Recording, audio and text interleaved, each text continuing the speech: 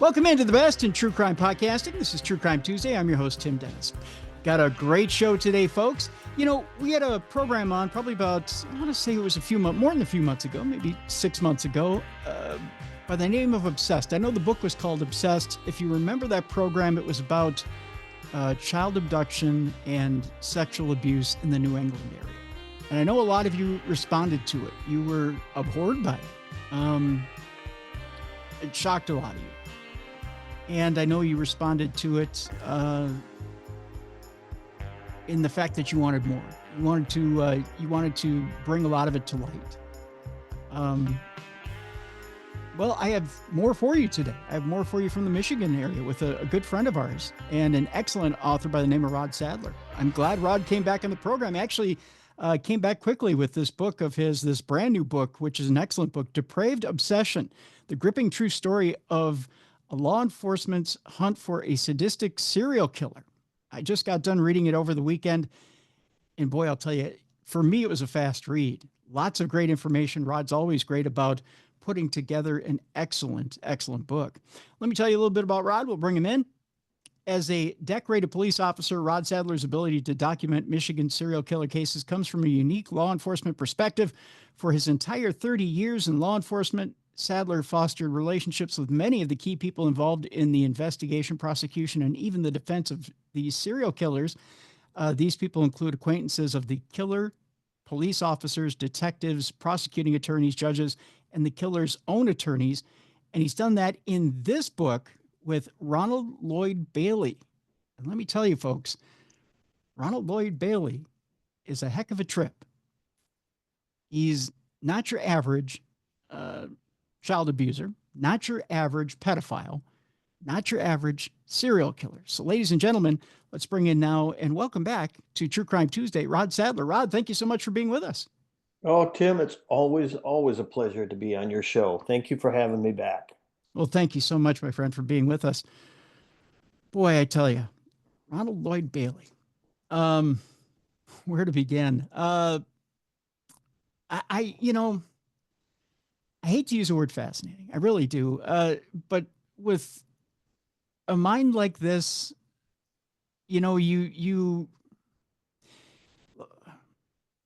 I'm trying to find a good place to start here, Rod, because I want to start with him and then work our way back to the actual case. The depravity it takes for someone to prey on children, and Ronald Bailey preyed on young boys. To look at a young person and say, I want to take someone's innocence and then dispose of them like common garbage. To me, I can't in my mind get to that depth of depravity. In your experience, what does it take to turn down the kindness of your human soul and get to that point? Oh boy, that's a deep question. I I don't know. I can tell you that this was a extremely difficult book to write. Um, the general audience out there that likes to read true crime, I don't think that they want to read about child killers. Um, and my publisher agreed. He said that's it's a very difficult subject for people to read. And Mhm. so he said, if you could work your book to talk more about um, the investigation into how he was captured and how the families dealt with their tragedy, it's more intriguing to the audience than belaboring the murders of children. Right. And I said, well, I don't have to rework the book because that's what it's all about. Right. Ron Bailey is a sociopath who did everything that he did for his own gratification, if you will.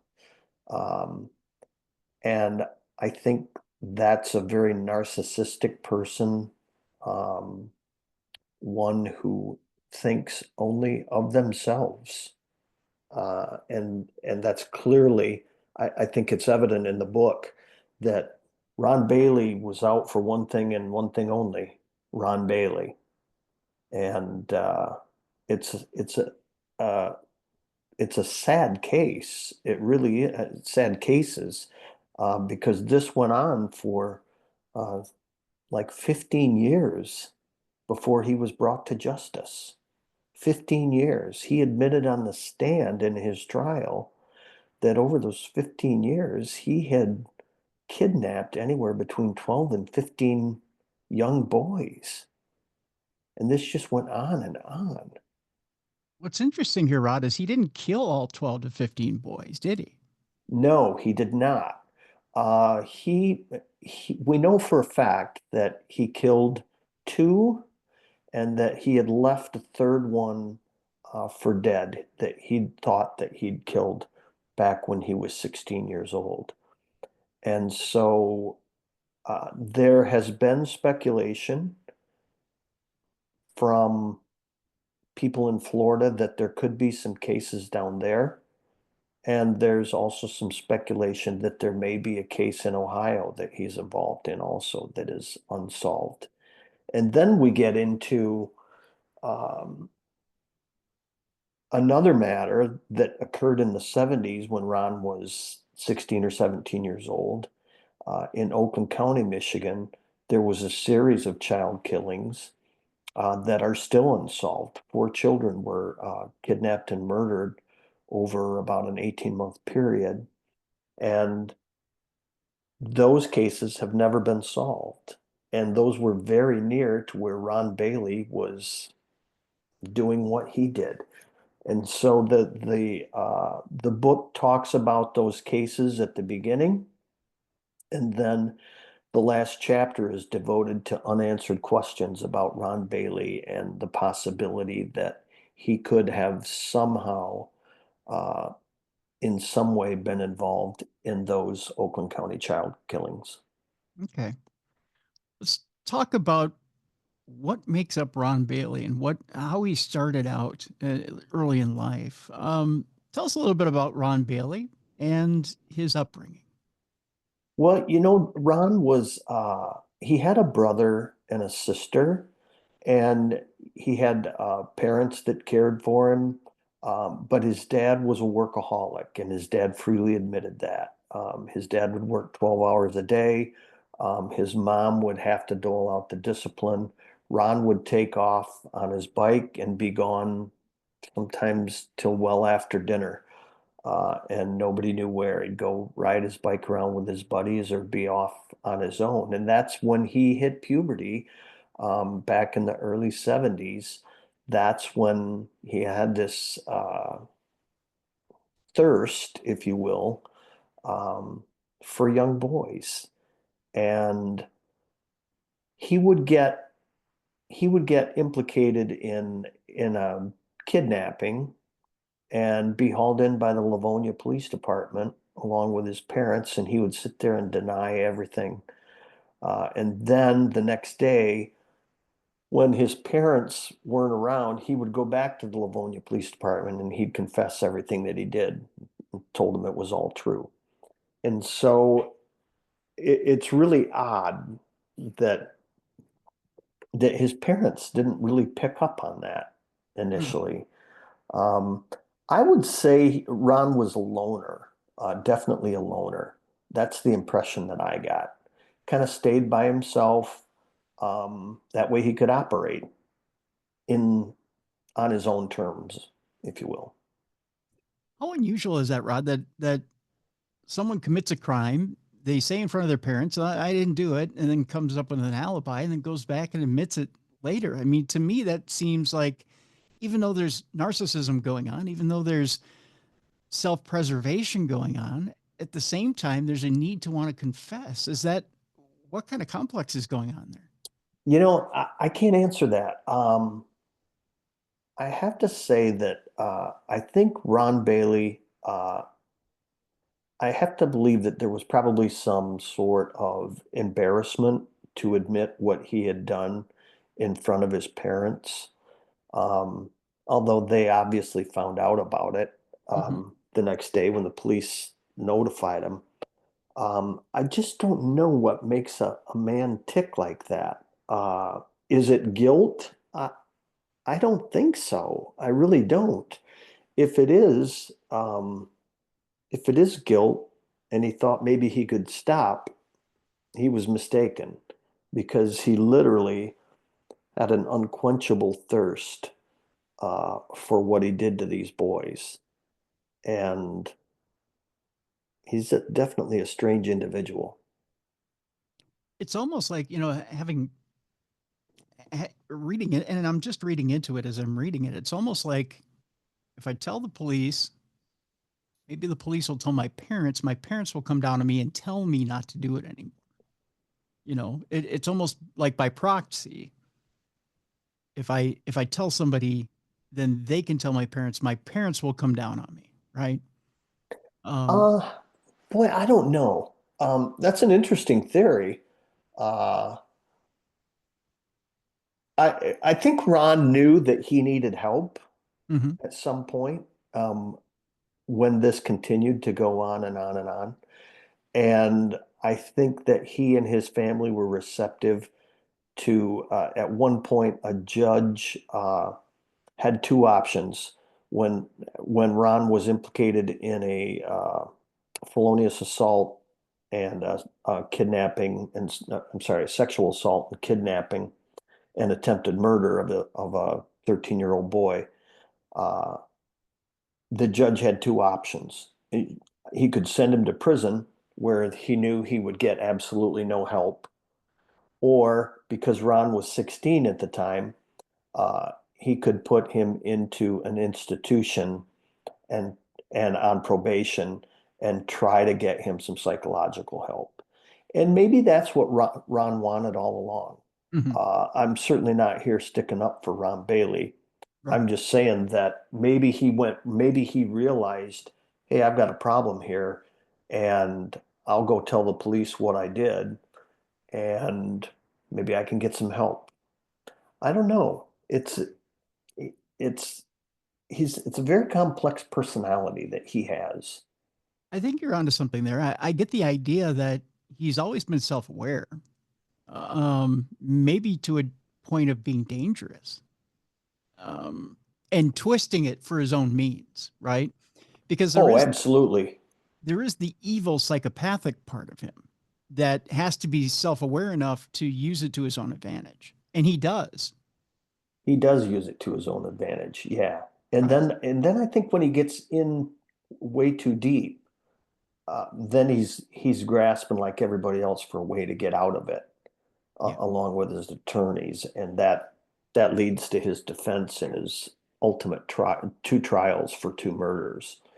Um, but when he got put into the the psychiatric hospital, the Hawthorne Center, uh, he went through counseling with his family. Um, and his family even admitted at one point, we thought that he was cured. We thought that he was cured. And clearly he wasn't, not at all. Your own opinion. I won't say opinion. Your own experience, Rod. In your line of work, is someone who does this ever cured? I don't believe so. No, I really don't. I don't think, I'm not a psychologist. I'm just basing it on my law enforcement experience, but I don't think that you can cure a pedophile. I really don't. Um, Everybody says once a pedophile, always a pedophile. Mhm. Um, they may be able to suppress it to the point where people don't know. Um, but are they ever cured? I don't believe so. And that's just my own opinion, though. Is it just the preference? Is it ingrained? What is it? I mean, it seems like this is such a taboo subject to not be able to talk about it, but I've always wanted to talk to someone in law enforcement. What is it that they believe psychologically that turns on this pedophile that makes them want to keep going back over and over again? Well, I think it's an attraction.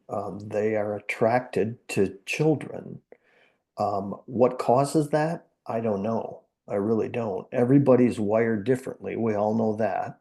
Hmm. Um, I guess, what makes a person attracted to bondage and discipline, or what makes a person attracted to someone of the same sex? You know, it's those are questions that I can't answer. But there are people out there that are physically attracted to minor children, and I don't know what it is that causes that. Yeah. Yeah. In this case, though, Ron Bailey takes it one step further, and there's no explanation as to why. I mean, there is an explanation. He decides to play a game, and it involves erotic asphyxiation. Explain to me where he comes up with this game of erotic asphyxiation. Where is it that he learns this, and how does he introduce it to these boys that he's kidnapping?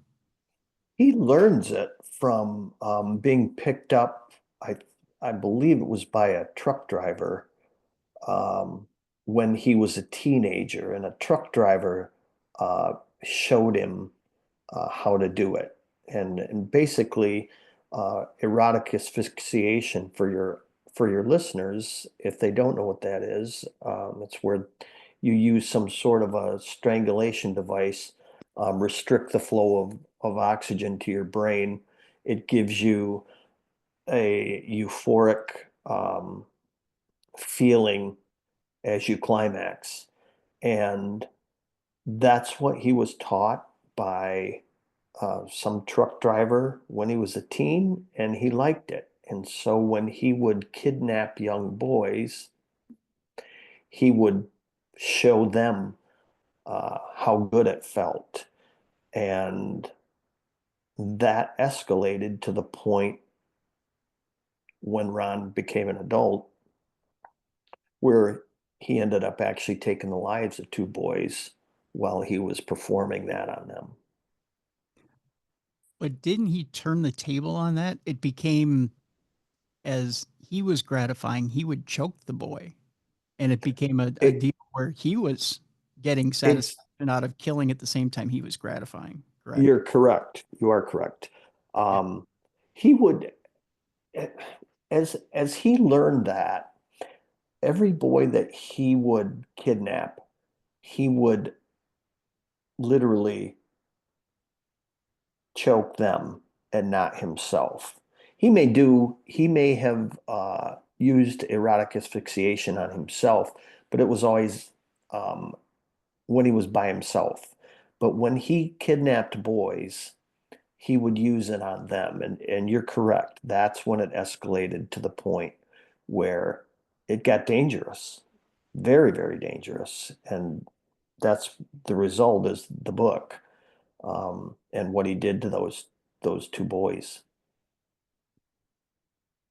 And I'll tell you what, we'll take our break early here, Rod, because there's an interesting thing that comes up in trial, and that he claims got him to that point where he decided he was going to choke to the point of death. And we won't jump too far ahead yet and talk about that. We'll kind of shelve that for now, and we'll bring it up a little bit later. But first, I want to talk about um, Sean Moore and that particular victim, because Sean Moore really is the crux that brings everything into light and brings Ron Bailey to the forefront, and Sean Moore really is the focal point of this book. Um, in this case in particular of Sean Moore is a sad one, um, and it was heartbreaking. And I want to talk a little bit about him when we come back. Rod Sadler is our guest. The book is riveting, folks. That's the best way I can put it. Depraved Obsession: The Gripping True Story of Law Enforcement's Hunt for a Sadistic Serial Killer. Rod Sadler is our guest, and when we come back, we'll talk about Shawnmoore, who is the the featured victim. We'll put it that way of this particular book. And when we come back, we'll talk about that fateful day uh, where our killer meets up with him, and it happens over a holiday weekend. And we'll talk about why he was singled out. It's not a good excuse, folks. In fact, we'll talk about how ironic it is that he was singled out. And then we'll go on from there. When we come back, more with Rod Sadler right here on the best in true crime podcasting. This is True Crime Tuesday.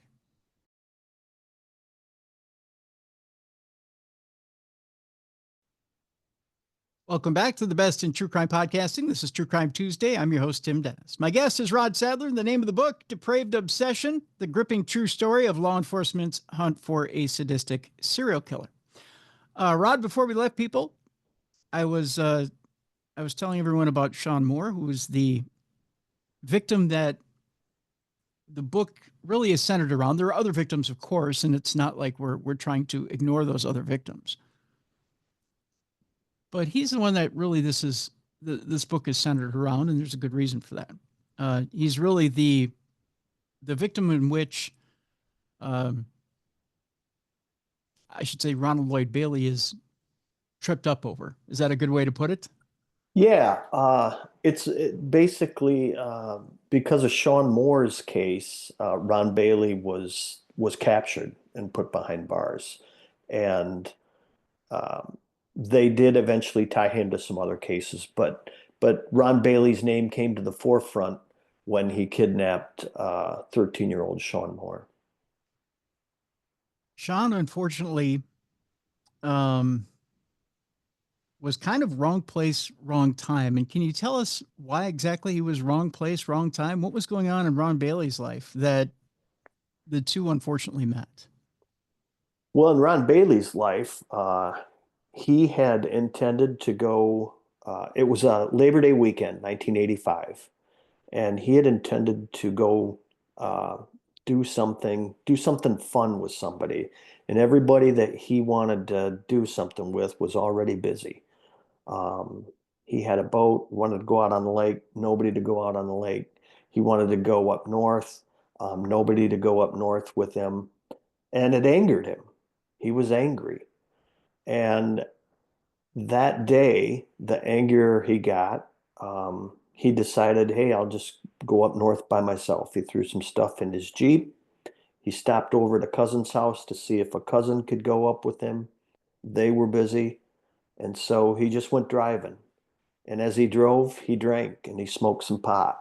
And I have to believe that that probably fueled his anger. And he stopped at a small convenience store, gas station convenience store, and that's where he saw Sean Moore. Sean Moore was a 13-year-old boy who lived with his parents and his older brother in Green Oak Township, Michigan.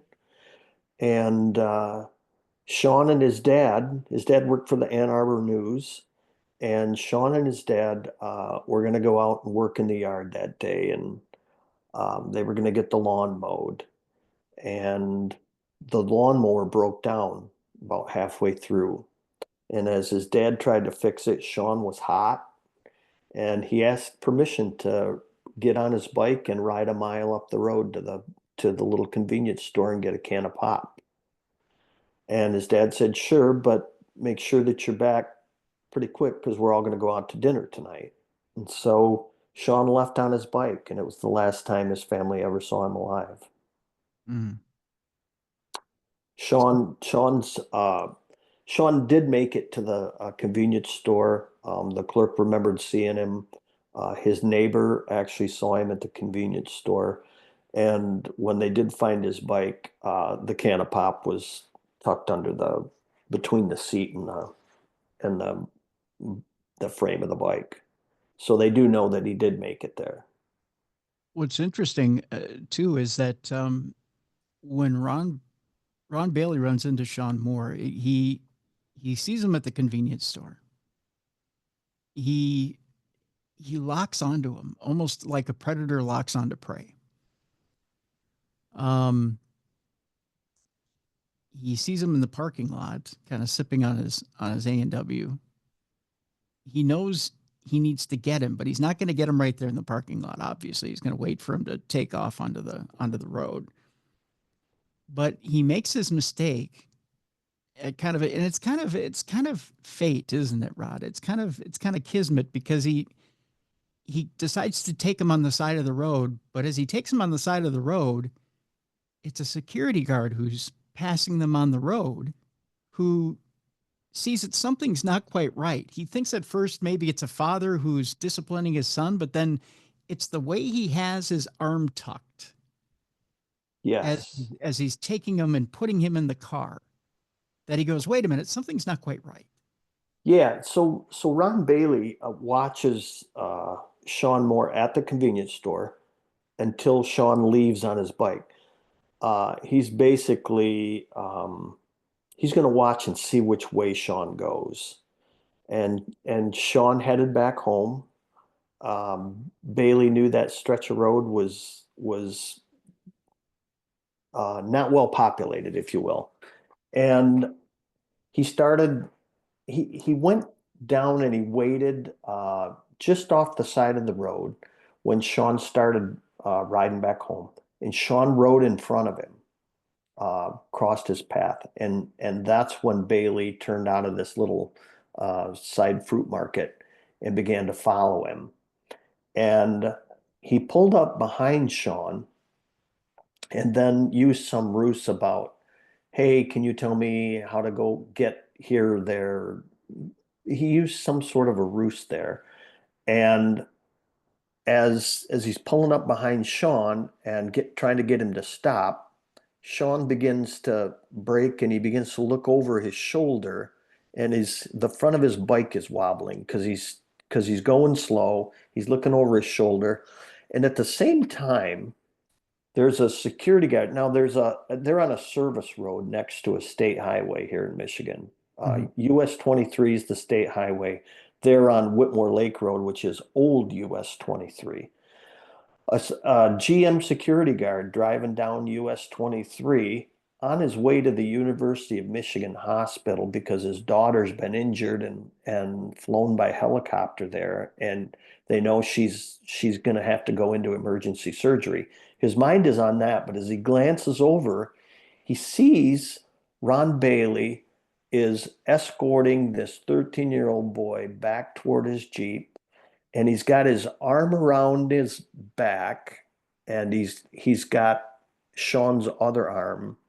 He's grabbed his other arm, and Sean is visibly trying to prevent himself from being forced back toward the Jeep. And that's what the security guard notices, and something clicks, and he says, something's not right here.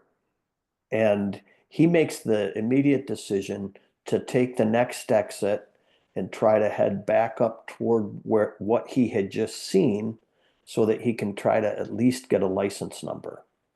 So his mindset changed just like that. And honestly, thank God it did, Yeah, because that set the wheels in motion. yeah, yeah. And from there, you have not only an astute civilian who has training, who manages to get some sort of a description. Yeah, the problem is with that scenario was that Mr. Monkman was the gentleman's name.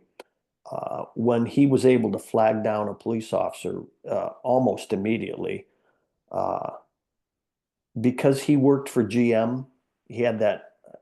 All I can say is he must have had the GM mindset, Mm-hmm. and he described the vehicle that Sean was being forced toward as a GMC pickup, when in fact It was a Jeep Renegade.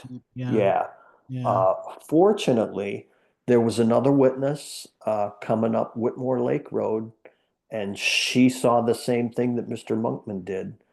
And she described it as a Jeep, and she was absolutely certain of it because her boyfriend had one just like it. The problem was that Mr. Monkman gave that description of the pickup truck, and the second witness didn't come forward for 2 days. They weren't able to track her down for 2 days. And so for 2 days, the police were looking for a GMC pickup when in fact they should have been looking for a Jeep Renegade. Yeah. Yeah. Yeah. But they did end up in that time profiling someone in the area who might have been staying at a cabin, somebody who might have been in the area who would be alone. Um, and they pretty much profiled who ended up being Ron Bailey. They did. This is the fascinating part about this. If you've seen the TV show, the Netflix series Mindhunter, or if you've read the book Mindhunter by John Douglas, the one of the original FBI profilers, then you know what that means. The FBI can look well, and local law enforcement now too. The Michigan State Police has been doing it for years. They have their own profilers also, but they can take the circumstances of a crime, a murder, kidnapping, look at different aspects of it, and literally come up with the type of a person that might be responsible for that. And it's not an exact science. It's not necessarily something that could be used in court to say this is the guy that did it, but it's a tool that's used. And it was in its infancy with the FBI back in the mid 80s. And they did a profile of who might have kidnapped shawnmoore. And it was astonishingly similar to Ron Bailey's profile. It Yeah. was it was uncanny almost. Yeah. Uh, Very much so. Very it much so. was it was crazy how close they were to describing Ron Bailey. Yeah. I mean, they pretty much nailed it. They pretty much nailed it. And unfortunately, like you said, unfortunately it was days later, but they pretty much nailed it. And from there, the pursuit is on, and they're looking for who they believe is Ron Bailey. And it's interesting how they start to do this because they start pursuing the vehicle, don't they? They do. The American Motors Corporation manufactured Jeeps in the mid 80s, and the Michigan State Police contacted them. Well, I say the Michigan State Police. First, let me back up and say that Mid-Michigan kind of was still on edge about the Oakland County child killings 8 years before that. Mm-hmm. And so when Sean was kidnapped, the call went out.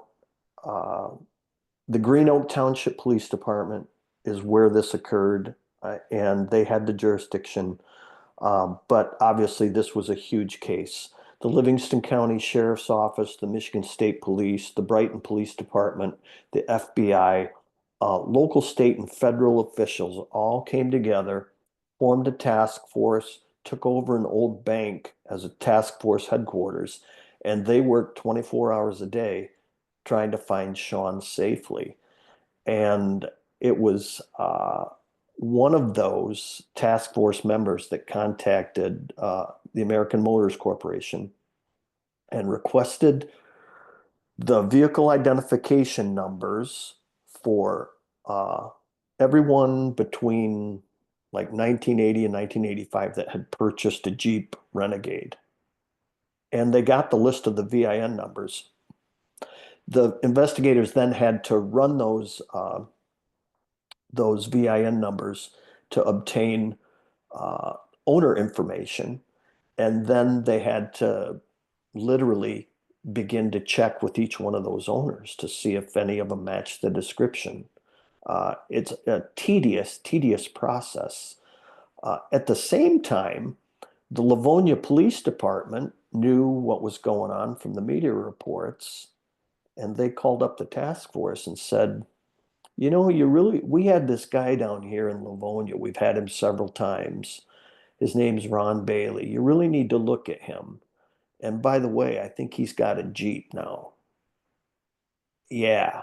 And Yeah. so the Michigan State Police contacted Ron Bailey and they spoke with him. And Ron Bailey said, oh no, he says, I wasn't even around the holiday weekend. He said, I was in Caseville, up in the Thumb area of Michigan. I was fishing with my friend. And so they were going to follow up on that. They took his statement and let him go. Uh, and then it was later that that tip came in from Livonia, and they went to his house late that night. The FBI did, and his parents said, "Well, he's over at a friend's house." And so they went over to the friend's house and glommed on to him. And he said, "Look," he says, "I just talked to one of your investigators today, and he said I told him I was up in Caseville fishing for the weekend, and that's my story, and I'm sticking to it." Well, they interviewed his friend separately, and his friend said, "Yeah, he wasn't with me. We weren't up in Caseville." And so they knew that they had caught him in a lie at that point. Yeah. And so they had enough information to hold him. And so they did. They held him that night, and they brought in some witnesses who had seen the kidnapping. And sadly, none of them could identify him that night, that particular night. But while he was there, this is good old-fashioned police work here. Mhm. While he was there, they looked through his wallet and they noticed a receipt from a towing company.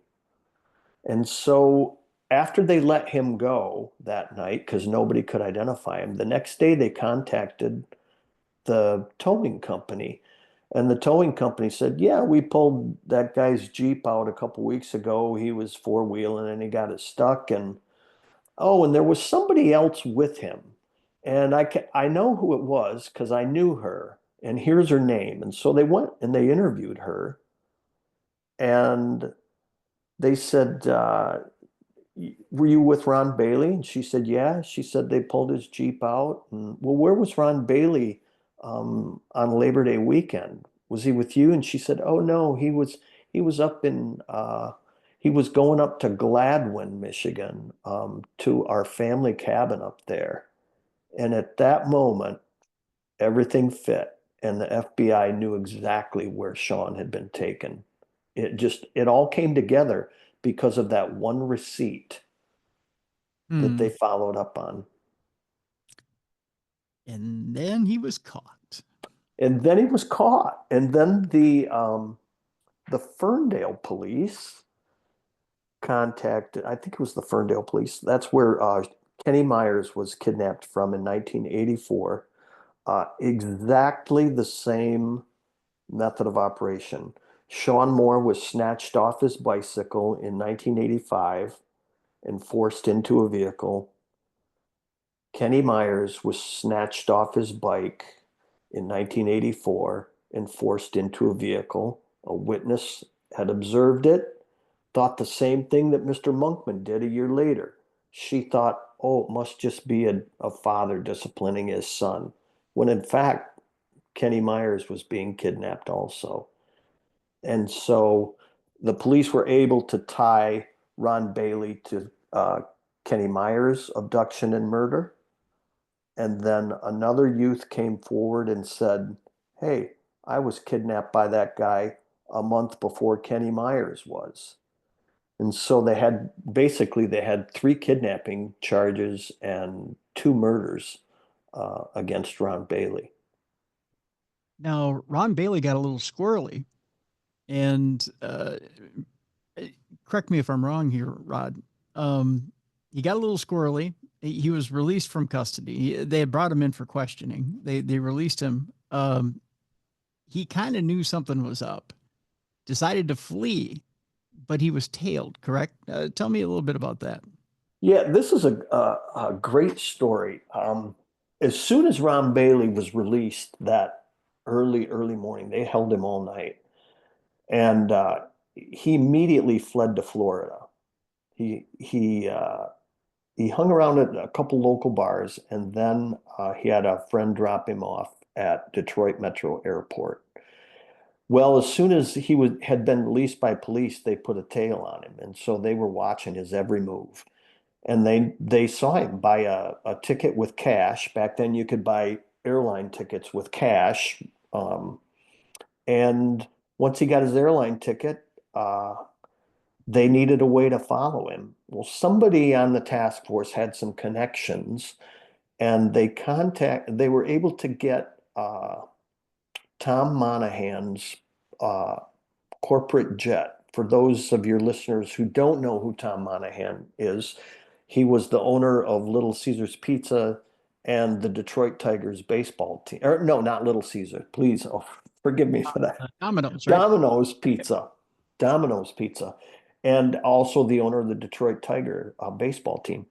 And so he provided his personal jet, and they tailed the airliner down to Florida that Ron Bailey was on. They actually arrived first because the commercial airliner he was on had a short layover in Georgia.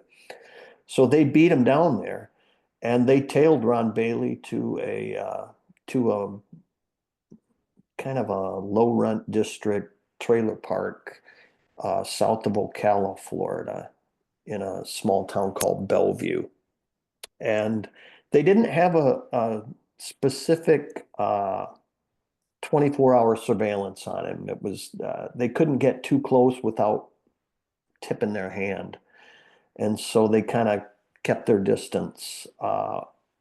While that was going on, police in Michigan had already converged in Gladwin County at the cabin of Ron Bailey's girlfriend. And Sean's body was not there, but Sean's body was located down the road, like 3/10 of a mile down the road. And he'd been there a couple weeks. And so they had enough now to charge Ron with the kidnapping. They had to wait for the identification positive ID on Saturday during the autopsy before they could charge him with the murder. But once they had enough to charge him with the kidnapping, they let the team know in Florida.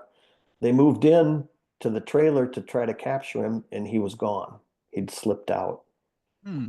That resulted in a 3-day manhunt in Florida, in Marion County. And they had him pinned into about a 10-mile square area with police cars about every 500 feet. For 3 days, they had helicopters, police on horses, ORVs, just all sorts of resources used to try to capture him. And then on Saturday night, he finally there was a corrections officer who was helping out the search for him, and she had just taken her point, and she turned her flashlight over toward a fence, and Bailey put up his hands and said, "My name's Ron Bailey. I'm tired. I'm hungry. I give up." And he turned himself in. Wow. Again, we circle back to, is it that whole, you know, that guilt complex, which I know there's no guilt in a narcissist, right? But is it the whole, do I want to come clean type deal? Do I want to, is there a small part of me that actually wants to admit to my crime? Is there, and maybe there's a better word for this here, Rod, and I'm stumbling for it, but do I want to admit to my crime because I want a little bit of fame for my crime, right? Maybe I want to be known for what I'm doing. Maybe I want recognition for You what. know, I think that's the case with maybe a percentage of criminals. They want the notoriety.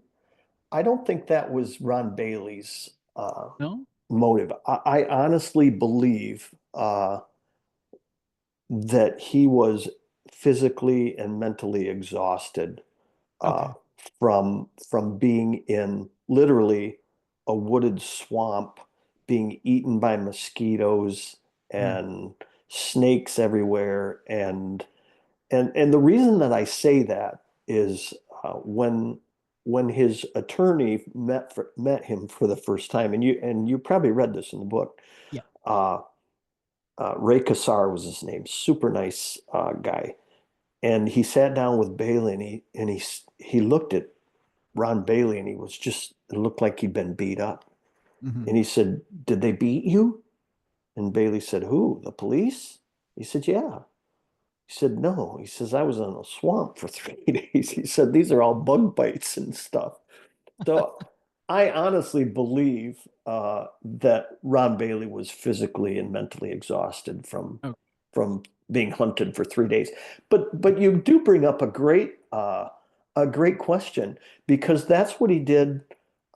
Remember early in his criminal career, when he was accused of something, and he denied it with his parents there, but then went back the next day and said, "Yep, it's all true."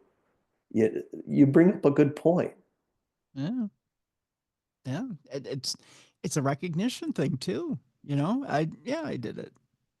You know, maybe Yeah, maybe it's a, just pay attention to me type deal. it Maybe I could need the be. attention. And somebody's finally paying attention to me. It's somebody's fighting. It's negative attention, but it's attention nonetheless. Sure, You know, sure. I never thought about it like that, but you may be right.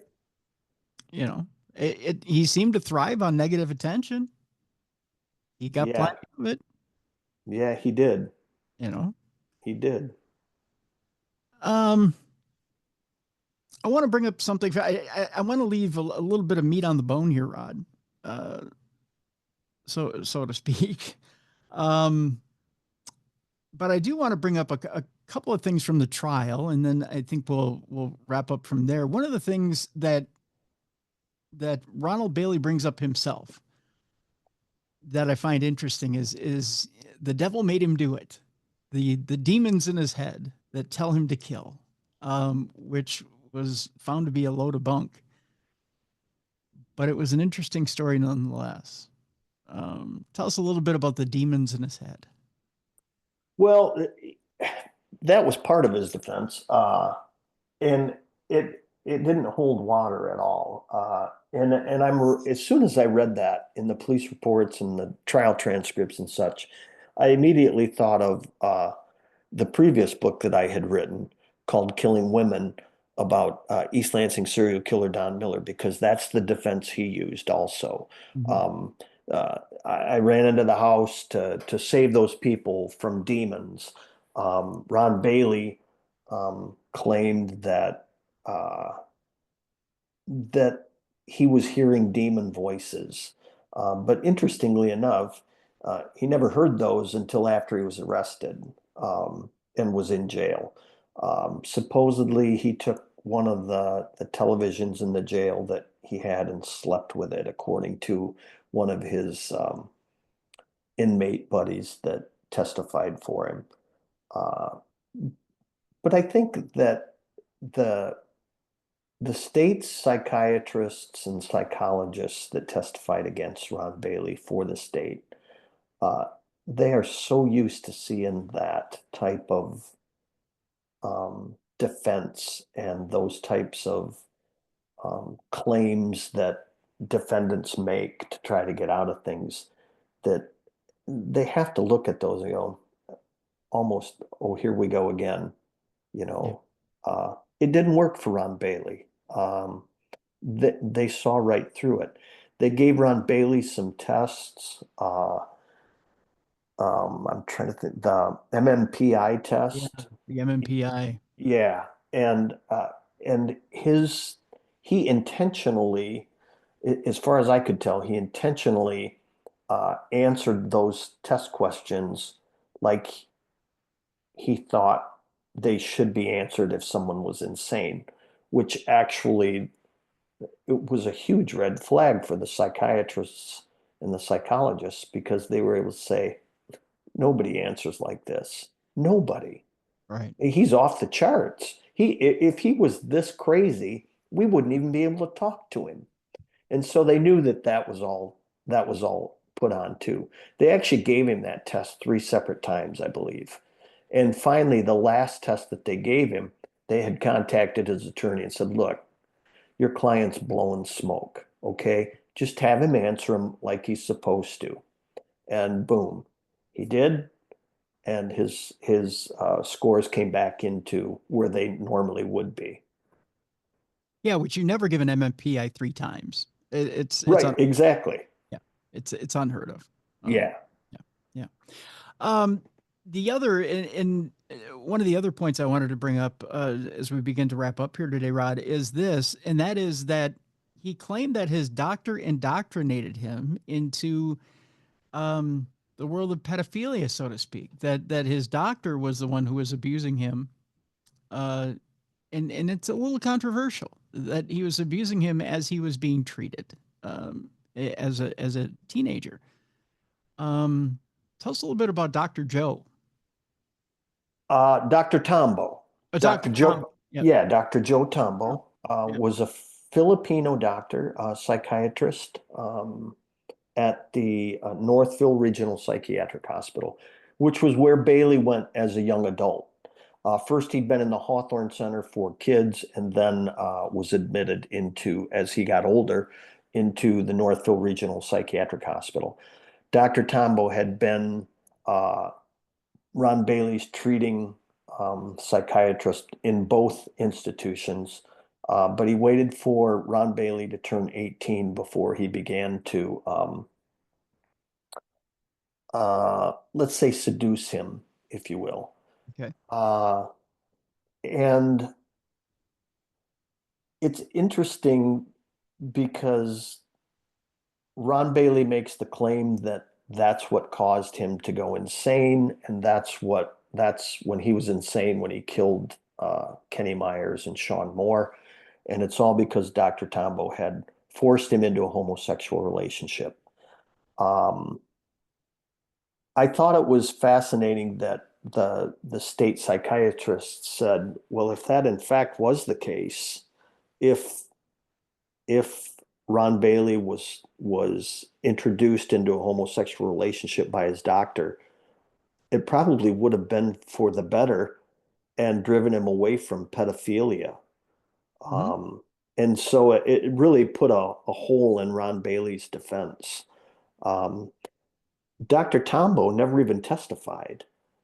They couldn't find him. Dr. Tombo opened his mouth when Ron Bailey was first arrested in an effort to offer him some sort of a insanity defense, but he had stipulations that he wanted put in place. They couldn't ask him about how he had taken Ron Bailey out of the hospital and taken him to the horse races over in Windsor, Canada, while he was an inmate. Um, and it was at that point that Ron Bailey's attorneys knew they'd probably never see Dr. Tombo again once he left the office that night because they weren't gonna stipulate to anything. And so Joe Tombo never testified. His medical license was eventually revoked by the state of Michigan, and he disappeared into obscurity. Nobody to this day knows where he ended up or where he is. Wow. Wow. There's much, much more to the book. There's even a follow-up at the end of the book as to what happens with the different lawyers, the defense attorneys that defended Ron Bailey, which is a colorful story in that. I want to leave that for the book. Absolutely, yeah. That's a whole nother thing too. Um, uh, it's and you even mentioned the crimes that were committed that Ron Bailey may have been involved with earlier in his childhood. That whole chapter is fascinating as well. Yeah, the last chapter. I think I want to leave your listeners with this. I want them to understand that this book is not about the Oakland County child killings, Right, right. which occurred in the mid '70s in Oakland County, Michigan. Um, but there is a chapter at the end of the book titled "Unanswered Questions," Yep. and and and I think that your listeners will find that chapter fascinating. Yes. I really do. So very much so. The whole book, really, Rod. I mean, again, you've knocked yourself out. It's from beginning to end. Really, depraved obsession is a study in how, from beginning to end, a community can come together and find a killer just based on cooperation, on coming together and putting clues together. You know, like you said, it's more than just, you know, profiling a pedophile and serial killer and that journey. It really is about the investigation. It really is about getting down to the investigation, the trial, and a community coming together to bring this guy to justice. You're absolutely right, Tim, and you hit on a good point because in law enforcement, back in the mid '80s, um, for law enforcement agencies to share information uh, on a major case was almost unheard of. Mm-hmm. And in this case, law enforcement came together, local, state, and federal agencies came together, worked together to capture Ron Bailey. And they shared information. I can remember there was a serial killer in Michigan in the 60s and early 70s by the name of John Norman Collins. If there's a great book out about him, it's called The Michigan Murders. Um, but in that case, the guy that ran um, the shawnmoore investigation for the state police, he said he had been a young trooper when the John Norman Collins murders were going on, and nobody knew who was killing these women in Ypsilanti, Michigan. And so he said the detectives would hold that information really close and they wouldn't share it with even their own people. And he said when he was made the lead guy in Sean Moore's investigation, he said that I was not going to let that happen again. And all of the officers that I talked to and interviewed for this book, they said when he got up that first day, when the task force first met, he said very specifically, he said, I don't care who you are, I don't care who you work for, and I don't care how many years you have under your belt. If you have an idea, I want to hear it. And that's how he brought that task force together, and everybody was centered on sharing information and trying to find Sean Moore. Yeah. Yeah, absolutely. Absolutely. And like you said, the levels of cooperation were astounding for that time, especially. Yeah. Um, Yeah. they really were. They really were. Well, Rod, I know last time you came out with a book, I immediately asked when the next one was coming out. I was probably a little premature with that because you were like, whoa, whoa, whoa, whoa, we gotta get this one out first. I'm probably gonna do it again. When's the next one coming out? You're probably gonna tell me the same thing. Whoa, whoa, whoa, whoa, whoa, we gotta get this one. Well, here's what typically happens when my book goes to my publisher. As you all know, it's about a 6 to 8 month process before it actually is Mhm. published. And in that time period, that's when I begin to work on new books. And so I do have two new ones that I'm working on at the same time. And that's a challenge.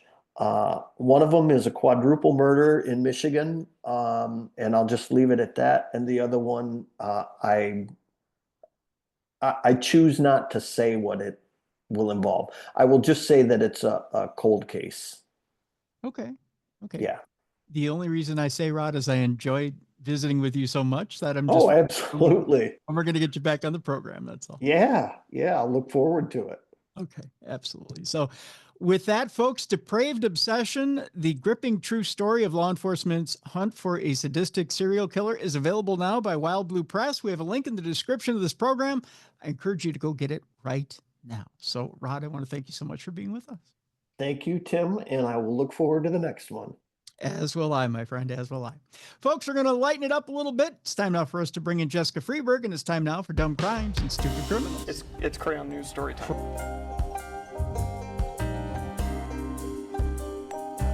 What happened with this dude, Christ Bearer? I heard he cut his penis off and then jumped off a balcony. suspect pulls gun from butt, shoots twice at Denver police. What is your emergency? I need help. And what's the problem? I'm too high. You're too high? Yeah. It's that time again. The time you've all been looking forward to. It's time now for Dumb Crimes and Stupid Criminals. And with that, I must have a co-host or hostess. So like last week was Mother's Day week. So what we did is we gave the ladies the week off because ladies are doing it for themselves. What they're doing, I have no idea what they do with their week off. We might find out this week. So with that, I reach across the Twin Cities. I grab a prolific author. Now you may say, is it Oprah? No, it's not Oprah. You may say to yourself, is it Toni Morrison? No, it's not Toni Morrison. But we have our own version of Toni Morrison. Yes, she's broken every record the Hindustan Times has to offer. I hear on good authority that she's looking to conquer Europe as we speak right now. Ladies and gentlemen, she's intelligent, she's witty, she's funny, and she's pretty darn easy on the eyes. Here she is. She's back from her Mother's Day break. It's Jessica Freeberg. Jess, how you doing? Hey, I'm good. I'm rested. I'm relaxed. I'm ready to rock. Ah, very good. Very good. I hear you have a child who ran away from home over the weekend or over the week. She ran right through a competition and Lord knows you can't find her now, right? I lost a kid. Oh no, this is the nightmare. Well, she put on track shoes and a uniform and she ran away from home and through a competition. And did she place or what happened? Well, I think she PR'd, so that's her goal every time she gets out there is to get her personal record. So she just keeps getting faster and faster. Well, that's what that means. When I was in college, PR meant public relations. So I didn't know what that meant. PR'd. That's a new one for me. PR'd, yep. If you PR at track, you get a bagel at the next practice. So she's always striving for a bagel. So they carb you up? That's what they do? Yeah, makes sense, right? My God, I'd weigh 700 pounds if every time I took off in a sprint, somebody threw me a bagel. I'd run more. Honestly, I love bagels. I do too. I love them a Cream little cheese too on much. there.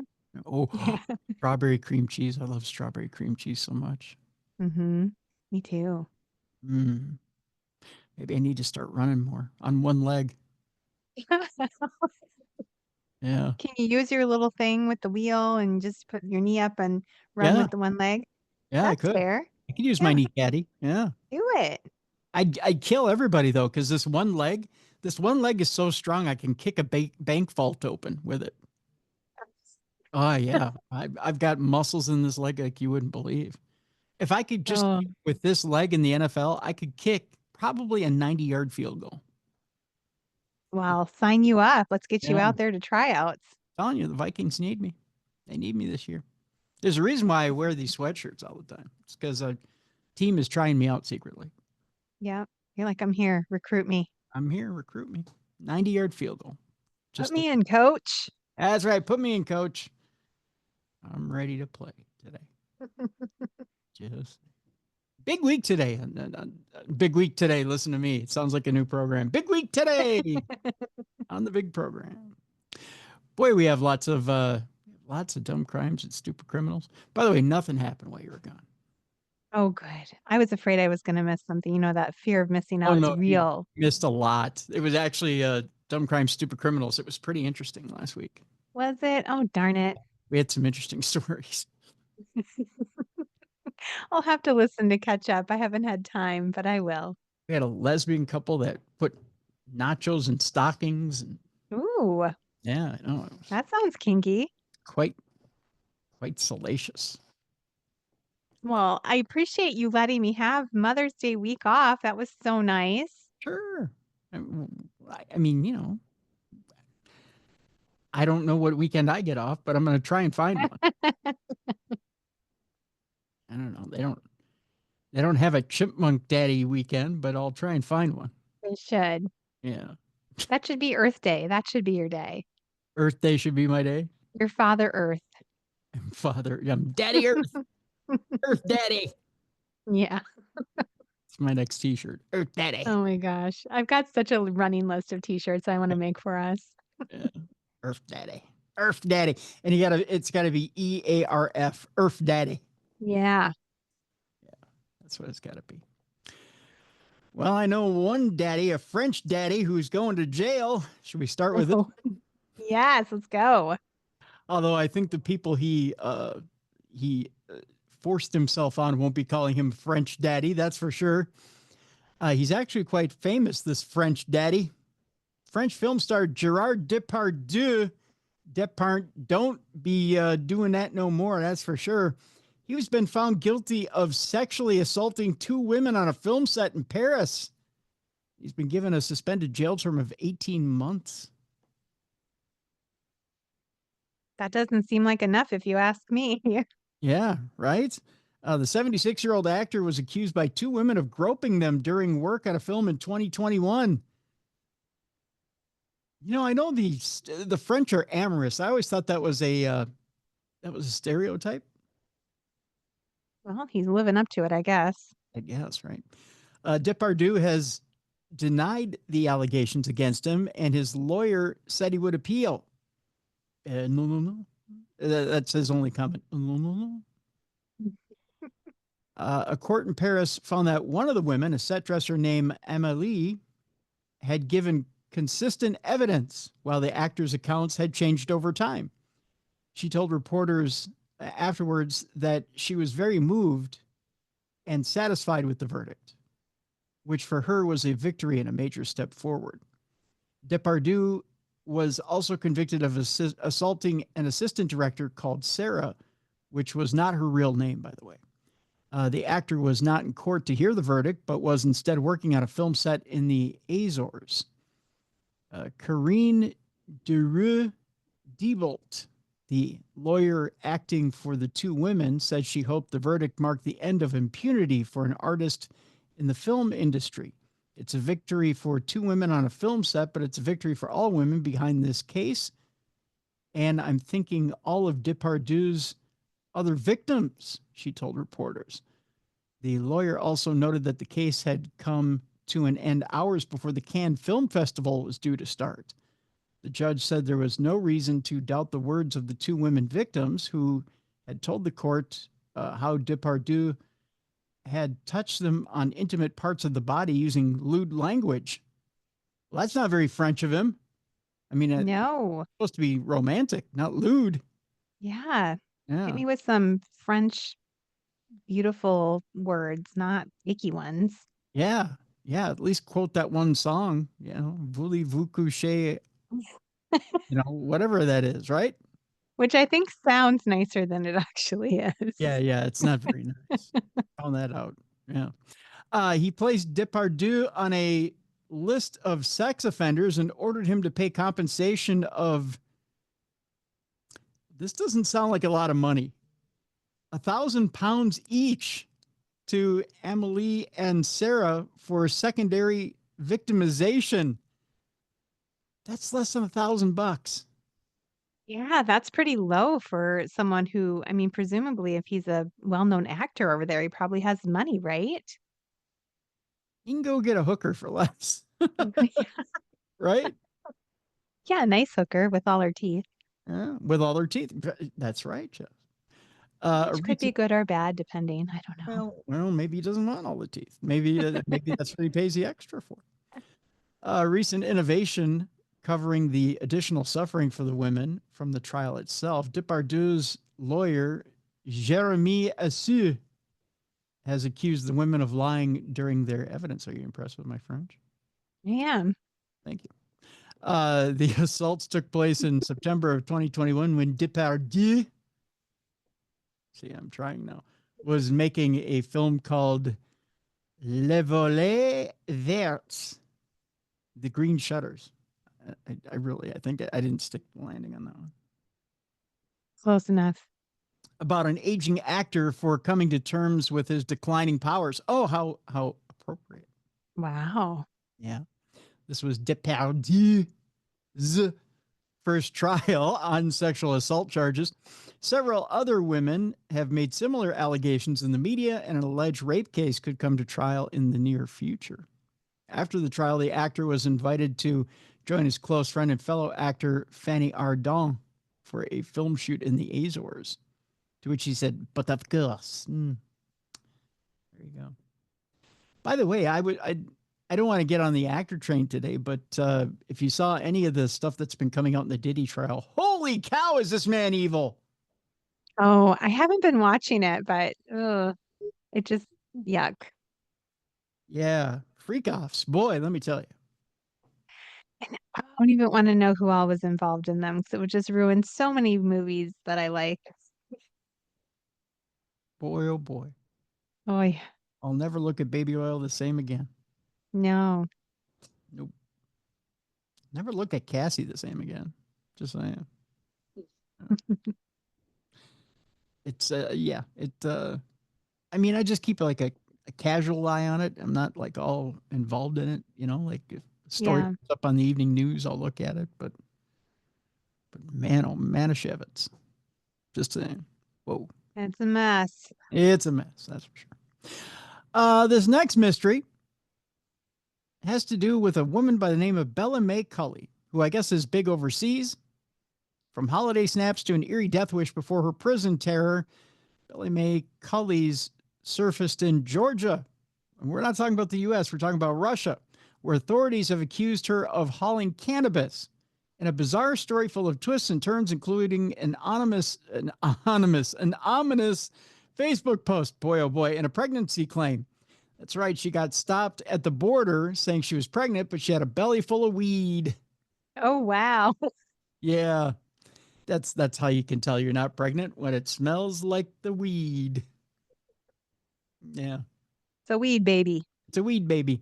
Bella Mae Cully's shocking holiday disappearance and unexpected resurfacing in a nation 4,000 miles away have caused ripples of shock and confusion, with her family and members of the public anxiously watching as she faces a lifetime incarceration in an infamous prison. The 18-year-old aspiring nurse from Billingham, County Durham in Ireland was reported missing earlier this month when she lost contact with her family while on holiday in Thailand. A little White Lotus action going on there. Yeah. Kind of fun. And became the subject of a massive international search. When she resurfaced, she was 3,600 miles away in, I believe this is Tbilisi, Georgia, having been accused of attempting to smuggle 30 pounds of cannabis. That's right, 30 pounds of cannabis into the former Soviet nation. 30 pounds of cannabis into Georgia. Good luck to you on that one.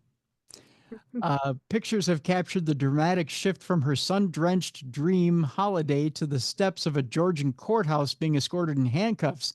She could spend life behind bars at the notorious Tbilisi No. 5 prison should she be convicted for her alleged crimes less than a month after she jetted off for an island-hopping holiday around Southeast Asia. Now, here's the thing, Jess. Okay, so we all saw the famous shots of the WNBA player who spent a little bit of time behind bars in Russia because she had just a little bit of pot on her, and the amount of work it took for the U.S. government to get her out of prison, Right. prisoner swap and everything. Why on earth would you go to Russia with 30 pounds of weed? Of all places. You know they're going to get you, right? Yeah. Yeah, but maybe it's worth more there because it's harder to get in and harder to get a hold of. I don't know. I guess. I mean, it's got to be worth a whole lot, right? Here in Minnesota, we're like weed, whatever. It's totally legal. Yeah. Who cares? Right? I mean, it's not worth a thing. So she's hopping around in Thailand.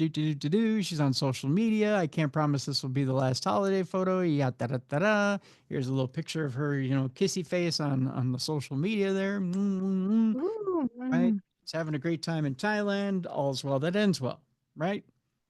Then, in one ironic post on TikTok in April before leaving for her holiday, she joked about getting up to criminal activity. She wrote over a video, blonde or brunette. How about we get up to criminal activities side by side like Bonnie and Clyde, making heavy figures and effing on balconies all over the world? Whoa. That's pretty heavy. Wow. Right? Just throwing it out there. Among the last posts on her profile showing a collection of photos and videos from El Nido on May 1st, Bella confessed she thought she may have a death wish. Well, that's death wish. Bring 30 pounds of weed into Georgia. That's a death wish. While braving waters potentially infested with dangerous animals. That was one of her death wish deals. She wrote, "Sometimes I think I have a death wish, me straight in the water just after they told me there's poisonous snakes, sea urchins, and spiders." Okay. I don't see He's spiders. a baddie. Yeah. Woo, bad girl. You see a lot of spiders in the water? No. No. Seems like they drown. Yeah. Yeah. Oh, there's that little song about out came the rain and washed the spider out. Yeah, there are some spiders that can like hop on the water. Like, I remember seeing them when I was a kid, but typical spiders, no, they're not swimmers generally. I don't see a lot of underwater spiders. Oh, Not a not lot, underwater. not a lot of spiders in scuba gear. No. She then jetted off to Thailand 2 days later, where her mom, Liane Kennedy, saying she was posting loads of photos. And then she went to Thailand on about May 3rd. Her last message that she sent to her mom was on Saturday at 5:30 p.m. saying she was going to FaceTime me later. That was the last message anyone received from her, according to her mother, that she can figure out up till now, she said. Her family believed at the time that she was in the Pattaya area of Thailand near Bangkok and had her phone turned off when she disappeared. So she had disappeared from there. Then, of course, here's another duck lips photo that she was posting on social media. Nice. Yeah. Yeah. I'm going to pose like that. Put it on my social media. In that Do it. I dare you. same bikini. Not even going to shave my back for it either. There you go. Ms. Cully was allegedly caught carrying 14 kilograms of cannabis. That's how much 30 pounds is, 14 kilograms of cannabis into Georgia when she was flagged during a routine scanner check at Tbilisi International Airport. The inspection allegedly revealed 34 hermetically sealed packages containing marijuana, and they were found in the passenger's bag, as well as 20 packages of hashish. Oy. Reports further claim she was charged with illegally purchasing and storing a particularly large amount of narcotics, illegally purchasing and storing the narcotic drug marijuana, and illegally importing it into Georgia. Georgian Interior Ministry said the alleged crime could result in up to 20 years or life imprisonment. Ms. Cully has been remanded into custody, and she's been reprimanded too, as she awaits trial with a judge overseeing the cease electing to refuse bail and hold her after deciding she posed a flight risk. Well, yeah, I think she'd get the hell out of there too after you charged her with all that. Cleveland police have confirmed an 18-year-old woman from Billingham was arrested on suspicion of drug offenses and that she remains in custody. Spokesperson for the Foreign Commonwealth and Development Office told the Mirror, "We're supporting the family of a British woman who was detained in Georgia and are in contact with the local authorities." Pictures and a video taken in Georgia show the moment the teen is escorted, handcuffed up the steps of the Central Criminal Police Department by a uniformed police officer. Now, Bella did tell the Tbilisi court that she was pregnant at the time she was arrested. That's the twist. Why did she tell them she was pregnant? Well, she had some of that weed strapped to her belly when she was arrested. Well, that's one place to hide it. She had a little weed baby going. Yeah.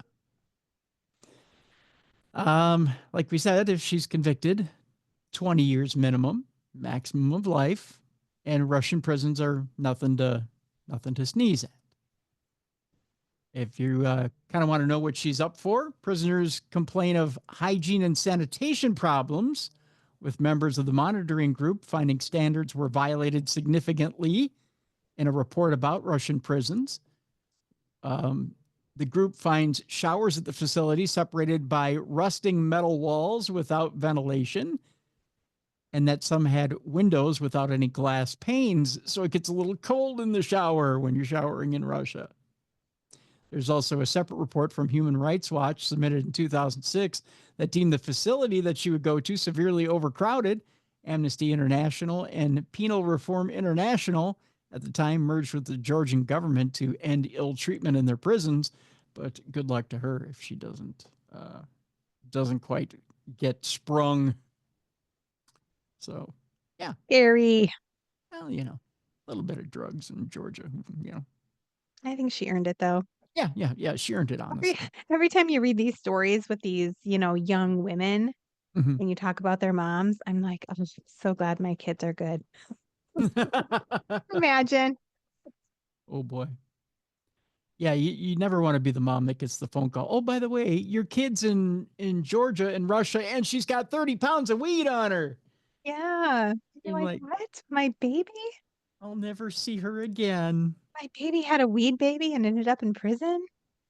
In Russia? Sounds like a Jerry Springer episode. It does, doesn't it? Yeah. Oh, no. Well, we go from Georgia to Pennsylvania. We're speaking of bad kids. You tell me, would your kids do anything like this? This sounds like an entire family that's just bad apples. Okay. Apples usually don't fall far from the trees, so. Yeah. 3 juveniles aged 12 to 13 and an adult are facing robbery, weapons, and drug charges following 2 separate incidents in Lancaster City. Dang. They didn't raise them right, I'll tell you that. I was playing with Barbies when I was 12 and 13. Right? Well, I wasn't playing with Barbies, but. The truth just came out, Tim. You were. Okay, fine. On Saturday, police charged a 12-year-old boy with robbery and conspiracy after they said he and a 9-year-old boy took items belonging to 2 12-year-old girls at, I believe this is Culleton Park on South Water Street. When the girls attempted to retrieve their items, the 12-year-old boy showed a handgun in his waistband. Little gangsta. That's sad. In Lancaster. Mm. Hold a gun in Lancaster. Not Compton. Yeah. Not the Bronx. Not Chicago. Lancaster. Right. Mm-hmm. The girls fled and called for help, and the boys were later found and detained by police at Strawberry and Fremont Streets in the city next to the park, according to police. Strawberry and Fremont Streets. Yeah. Who said that the 12-year-old boy had a realistic-looking BB gun in the waistband of his pants. So, girl, you better get that up or I'm going to blast you with my BB gun. Okay, that's really funny because I literally just moved one of those out of my office because it was on my bookshelf. And I was like, I can't have a gun on the bookshelf when we're recording. Yeah. Why did my husband leave this here? Because, he wanted you to represent while you're doing dumb crimes. Yeah, just in case I needed to shoot someone's eye out with a BB. Yeah. Just hold it up and be like, yeah. The 9-year-old boy, by the way, was released to his parents because of his age, and police did not indicate that he is facing any charges. Police would not say if the 12-year-old boy that was charged, whether he was in custody or not. In a separate incident, 2 juveniles aged 12 and 13 were charged with weapons and drug violations on Monday after police responded to a call regarding a fight and weapons. Police said the Lancaster Safety Coalition, I can't believe there is one with all these kids running around doing all this bad stuff, helped them locate 11, 12, and 13-year-old juveniles in a home in the first block of East Andrew Street in the city. The 11 and 13-year-old juveniles had wads of cash, marijuana, and packaging materials, according to the police. So they got their own drug ring going. Oh my goodness. Is anybody, I don't know, in Cub Scouts? Is there a soapbox derby going on anywhere? Put that energy to good use. A safety sweep of the home yielded crack cocaine, heroin, packaging material, and gun part box all in plain sight. Where were their parents? I don't know. I'm so confused. Police said they also found a Smith & Wesson firearm, heroin and fentanyl, and crack cocaine, along with other related items. Oh, The 12-year-old Jess was charged with carrying a firearm without a license, possession of a firearm by a minor, conspiracy and possession with intent to deliver. those are some big charges for a little kid. The 13-year-old was charged with conspiracy and possession with intent to deliver. Police would not say if the 12 and 13-year-old juveniles were were in custody. They didn't even know if they're in custody still. And they said charges are pending for the 11-year-old, depending on the outcome of an investigation. Oh my goodness. Now, as Ooh. far as the adult in the room, are you wondering if they did anything with the adult in the room? Yes. Was this a parent of one of the kids? I'm wondering. Yes. Okay. An adult described as a parent by police was charged with persons not to possess a firearm, possession with intent to deliver, recklessly endangering another person, and possession of a small amount of marijuana. Police said they are not releasing the name of the parent to protect the identities of the children. Why? Oh my goodness. Shame them and embarrass them. Agreed. And they did not say if the adult was the parent to all three children involved, if they lived at the East St. Andrews home, or if they were in custody. It's kind of like, growing up on a farm and your dad puts you to work to like slop the hogs or shovel the manure, only with drugs. Right. Embarrass them all. I mean, I can't imagine this was their idea, you know. It I- had to have been the parent. I got to think if you're that old already, you've probably been doing it since you were 7, 8, 9 years old. So you're probably a vet by now. Yeah. You're a straight soldier. Just, you know what? Embarrass them. Oh, so sad. It seems like the criminals just get younger and younger. I remember there was a kid who carjacked someone and was like 10 years old and driving around in a stolen car. I'm like, you're 10. Can you even see over the steering wheel? Crazy. The world's getting nuts. Crazy world, Tim. All weekend long, I kept saying, we're in the end of days. And then I'd just go on with my business. We're in the end of days. It sure feels like it sometimes. Yep. It's not that I'm getting jaded. It made me laugh just to say, oh, we're in the end of days. Something small would happen. I go, oh, we're in the end of days. It's a sign. Yep. It's a sign. We're in the end of days. Speaking of, how much is too much, Jess? That's the theme of our next story. Okay. A Vermont inmate finds out the answer to that question as he faces 1,100 contempt of court charges because he can't hear the word no. Oh my goodness. Todd Slade of Poultney, Vermont, that is facing more than 1,100 contempt of court charges after police say he repeatedly tried to contact the victim in his case. That's right, he just couldn't leave this person alone.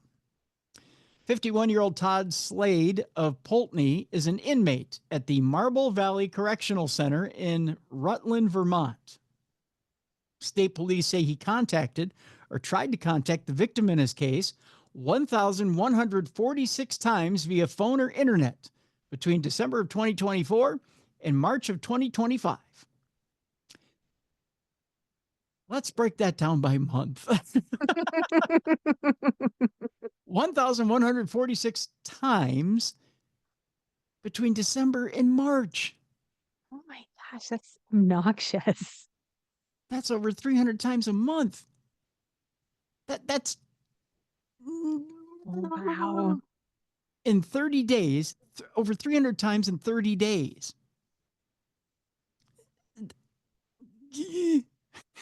Yeah. I mean, that's at least a dozen times a day. And you think he probably took a break on like special occasions to celebrate, Mother's Day or something to that effect. But Oh, I don't think he took time to celebrate Mother's Day. it's just obsessive. Do you think he took a break on Christmas? Mm, I mean, probably not. He probably amped it up. He's probably like, Merry Christmas. Hold on, I got to make a phone call.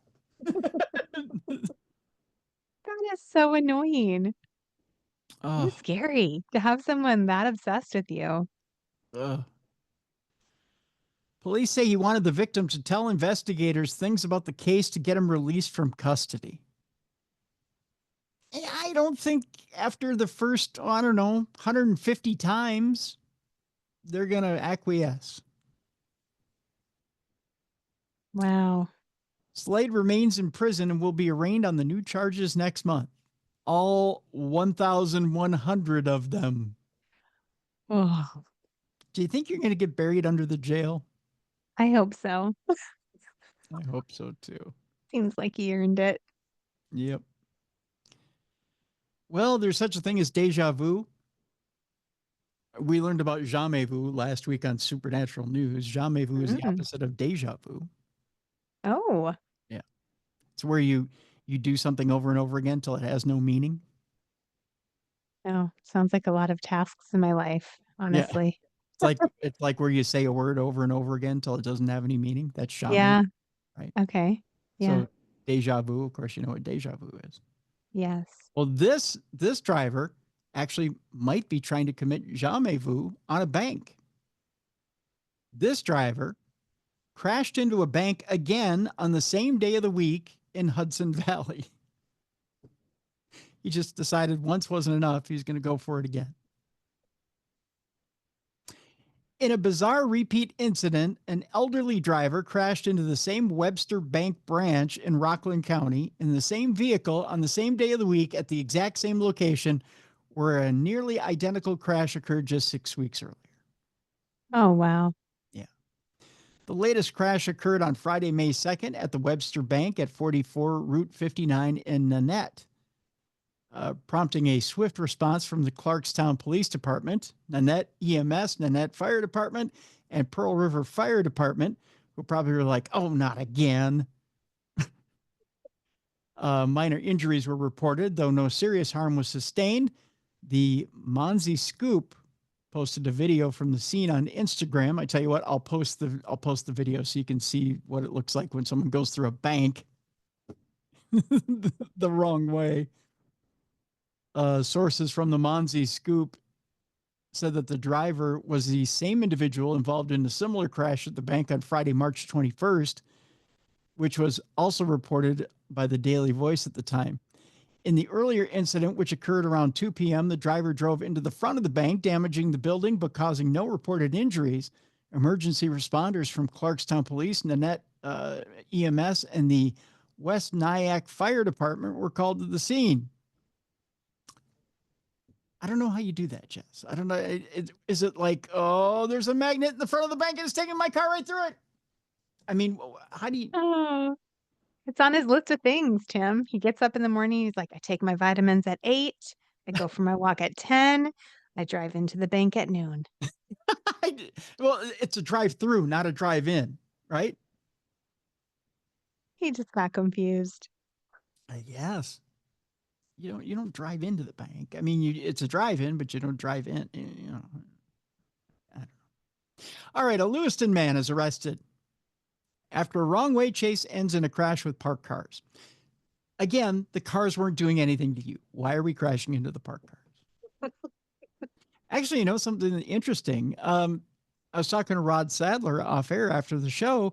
He had a dumb crime, stupid criminal story, and I wasn't rolling at the time. So maybe the next time we have Rod on, we'll have him tell his criminal story. Because he was like, dumb crime, stupid criminals. I have a story. And I'm like, I just stopped rolling, Rod. Shoot. Yeah. It's actually kind of funny, too. We go to Lewiston, Maine, where Lewiston police say they chased a car driving the wrong way that then crashed into some parked cars on Saturday morning. At around 1:20 a.m., police say that they spotted a car headed the wrong way down Ash Street. Here's the thing, Jess. I don't want you to get confused. This is not Ponch from Chips who is involved. But authorities say that 42-year-old Eric Estrada of Lewiston, Not the same guy. not the same guy, tried to flee their pursuit, speeding down Howe Street towards Sabatis Street. The car reportedly lost its rear bumper before crashing into 4 parked cars, totaling all of them and pushing one on top of another. Now that is a crash. Dang, he had been going fast.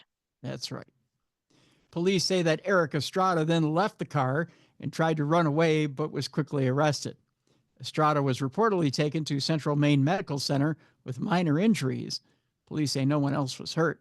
Estrada was charged with the following: eluding an officer, aggravated criminal mischief, an OUI. What is an OUI? Oh, operating under the influence. While intoxicated, yeah. Yep. Oh, yeah.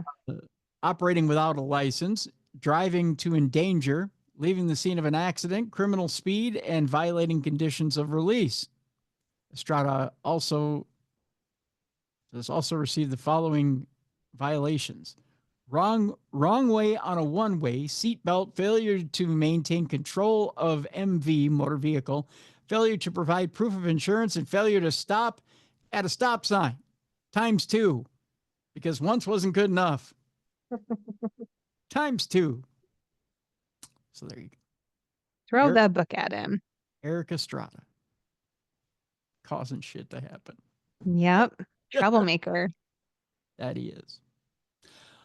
All right. I have to ask you this, Jess. We're going to get into a series of food-related stories here. Lots of food-related stories today. Hope you're hungry.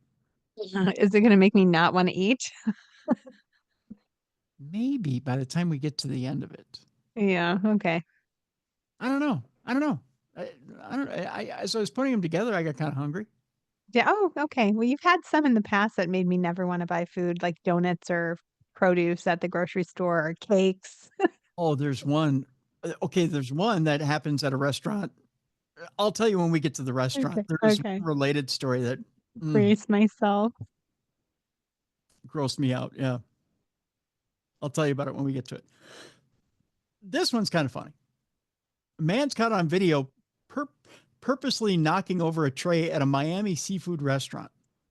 Have you ever been so mad at a waitstaff that you want to knock over a tray? No. I've never been that mad. But a man was caught on camera knocking a tray out of a waiter's hand, sending food all over the floor at a restaurant along the Miami River. That's so mean. It is.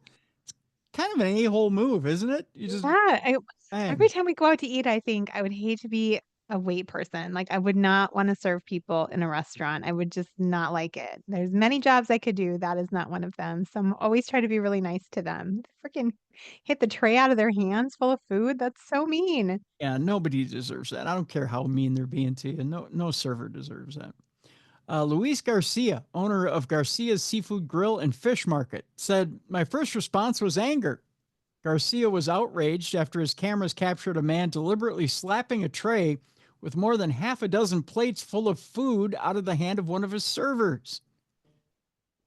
A man is exiting through a glass door of the restaurant located on 398 Northwest North River Drive, and just as a server walks by, he hits the edge of the tray, causing the food to crash to the floor. The server is left with a look of confusion as the man casually walks away. He knocked over the tray full of food, which was unfortunate as it was Mother's Day. Garcia said, "We had to make that food all over again, and we have to clean the floors." Yikes. I got to imagine they were full, too. Seafood restaurant on Mother's Day? Oh, yeah. And what a waste of great food. Right. Garcia said that while the video is shocking to watch, the man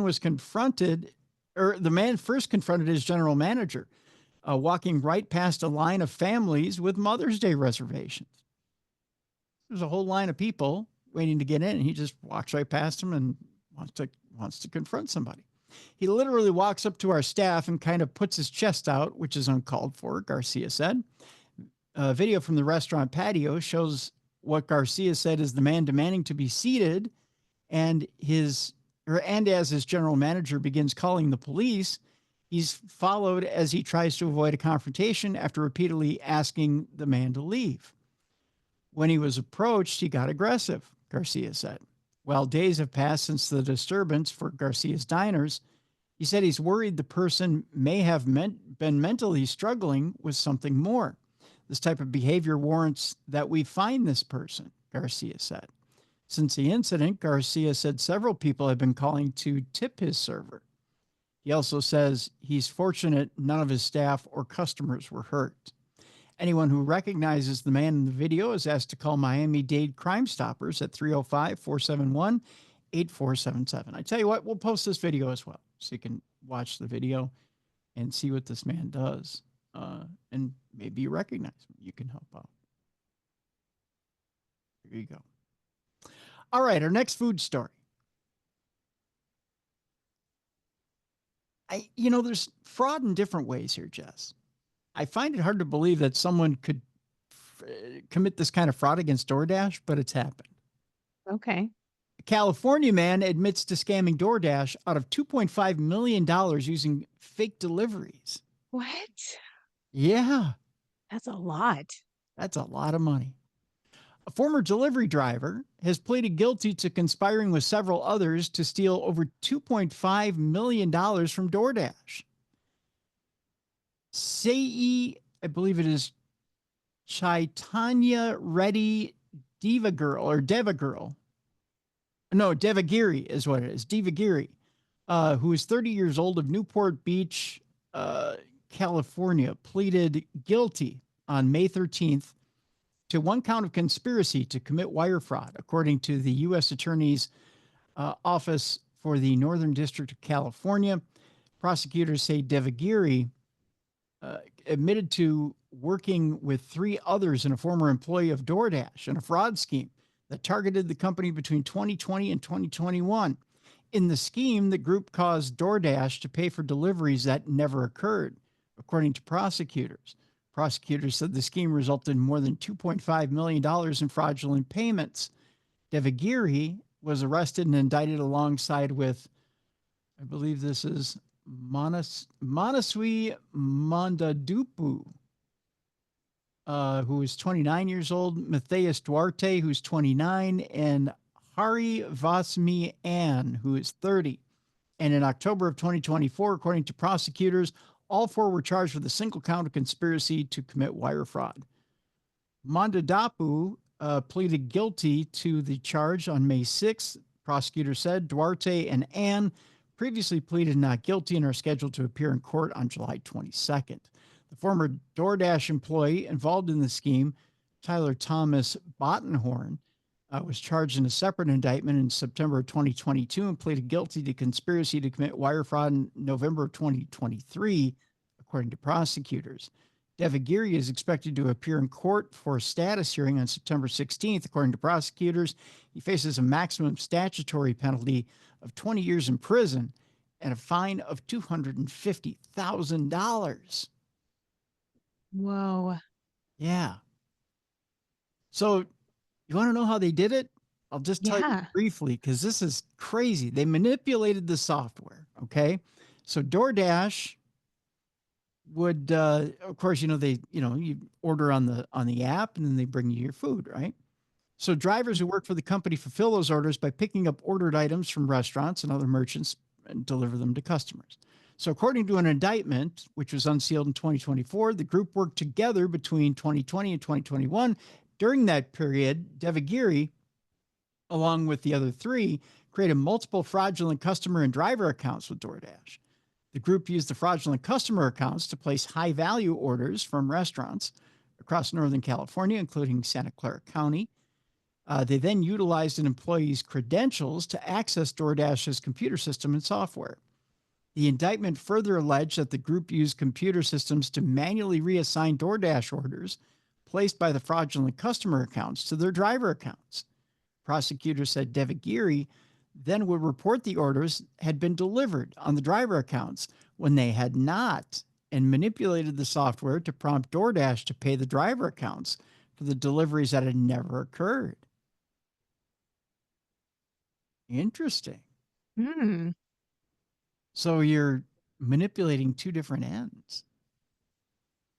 Yeah. Smart. They figured it out, but use that smart for something good. Right. And if you think about how complex it is, they only got 2.5 million out of it. Right. I mean, that's a lot. How many of them were there? They had to split it between all of them? There's 4 or 5. 4 or 5 Okay. people. So it's not a lot of money for 4 or 5 people.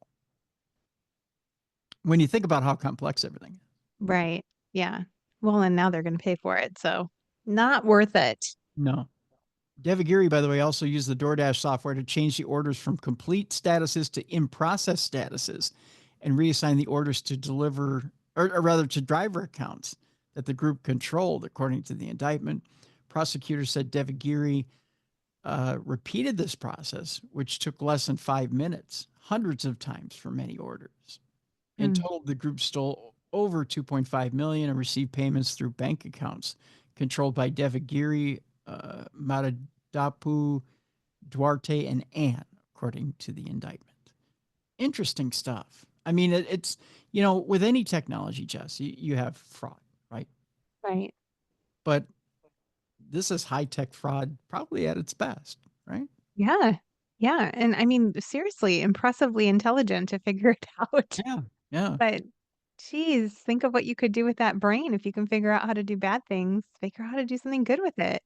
Exactly. Get a high-paying job with those kind of smarts. That's right. Let's talk about a little bit more low-tech theft, which never got done. A family was accused of a $200 dine and dash, but they never did it. And in fact, they filed a massive libel lawsuit, which was settled. Allegations were entirely false, according to the family. The bar for justice is high. A well-off Irish family was awarded nearly $100,000 in damages over a $200 supposed dine and dash. Oh my gosh. Yeah. They were falsely accused of skipping out on the bill at a bar in the UK. The allegations were entirely false, said Peter Gervin, the barrister representing the defendants, which was declared during a court hearing in Belfast on Friday. The incident occurred in July of 2024 after Peter and Anne McGurr, along with their children, Peter Jr. and Carol, were blasted over shocking behavior in a deleted Facebook post by the management at the Horse and Jockey in, I believe this is Tideswell, Derbyshire. The bosses had reportedly uploaded CCTV footage of the alleged dine and dashers, who they accused of leaving without paying their $200 tab. The Tyrone residents, who reportedly run a successful engineering firm, had reportedly ordered 10-ounce ribeye steaks with all the trimmings, 2 ham steaks, and several glasses of ale and lager. These false allegations were subsequently circulated in at least 4 different newspaper reports. Outraged over the wrongful accusations, the family sued the horse and jockey for libel on the grounds that these claims caused severe embarrassment and reputational damage. These articles contained serious and defamatory accusations that the plaintiffs had engaged in dishonest and criminal conduct by deliberately absconding without setting a bill of approximately 150 pounds or around $200, Gervin declared. The plaintiffs had not engaged in any such conduct, and the statements made by the defendants had no factual basis. As compensation for the defamatory claims, the bar was forced to pay approximately $99,500. Oh, Whoa! ouch. And also foot the bill for the defendants' legal expenses. So they got almost $100,000 and they had to pay the lawyer bill. Well, that'll teach you a lesson. Right? If everybody who ever spread a bad rumor online had to pay that kind of money, Oh, they'd the be, world would be a much more beautiful place. oh, it would, wouldn't it? You'd be quick not to click and hit forward, right? Yes. Right. Horse and jockey representatives also accepted that there was no basis whatsoever for the allegations and apologized to the defendants. In a statement read on the family's behalf outside court, the McGurr's solicitor said that they had been violated by the outcome and were satisfied with the settlement. Oh, I would think they would be too. Yeah. Hey, yeah. Yeah, get a little $100,000 settlement. Sure, why not? Yeah, I volunteer if somebody wants to do that to me. Yeah, yeah. I'll be libeled for 100,000. Why not? Following the verdict, the couple's daughter, Carol McGurr, expressed her relief on Facebook, stating 10 months later, thank God, only 10 months to make 100 grand. Wow. Thank God it's all over, she says, and our names are cleared. Oh, Oh, wow. thank God. Thank God. Anybody want to libel me for 100 grand? I'll take that. Take that tomorrow. I mean, I'm embarrassed every day. Go ahead and libel me. It's fine. I'm here for it. I think I dined and dashed at a Denny's once. Does Denny's want to come after me? I could use 100 grand. I never have. All right. Another food story for us here, Jess. A grandpa is facing a felony charge after ramming the car of a man who tossed a burrito at his vehicle. Some guys are just owly. I mean, why are we wasting all this food again? I love burritos. Burritos are delicious, but they are not projectiles. No. As much as some people want to make them to be, they're not. 56-year-old Arturo Villarreal intentionally rammed his vehicle into the other driver's vehicle, causing major damages. Here's a picture of Arturo right here. He looks very good, doesn't he? He does. Does he look like a burrito chucker to you? He looks angry. The burrito chucker. A Texas man is facing a felony charge after he allegedly rammed into another car in a road rage incident that was apparently sparked by a flying burrito. 56-year-old Arturo Villarreal was in his car with his two granddaughters in the parking lot of a Dollar Tree. Of course, it happened at a Dollar Tree. And with kids in the car. Come on, Grandpa. On May 9th, when he and another driver got into a confrontation that quickly escalated, according to a news release from Constable Mark Herman's office in Harris County. Deputies found that Villarreal and the other driver, identified in the release only as the complainant, had exchanged words in a heated spat. Villarreal then attempted to drive off when the other driver allegedly followed and then launched a burrito at the suspect's car. The suspect then whipped his car around and intentionally rammed his vehicle into the other driver's vehicle, causing major damages. And again, with children in the vehicle. Right. So it's Come on. Hold on, kids. Grandpa's going to cream this mother. Oh, my gosh. He hit my precious vehicle with a burrito. So we're going to damage ours. I would just stop and get out and scrape it off and have a little bite. Well, yeah, I mean, Bean or chicken or beef. I don't care. I like them all. Maybe it's a combo. That could be. Why did he have a burrito in his car, I wonder? I don't know. That's a good question. There's so many questions. Maybe it's lunchtime. Was it a wrapped burrito? Was it in a to-go box?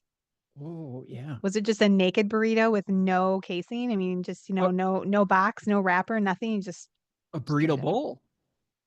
Ooh, I love burrito bowls. Burrito bowl is so good. Lots of protein there.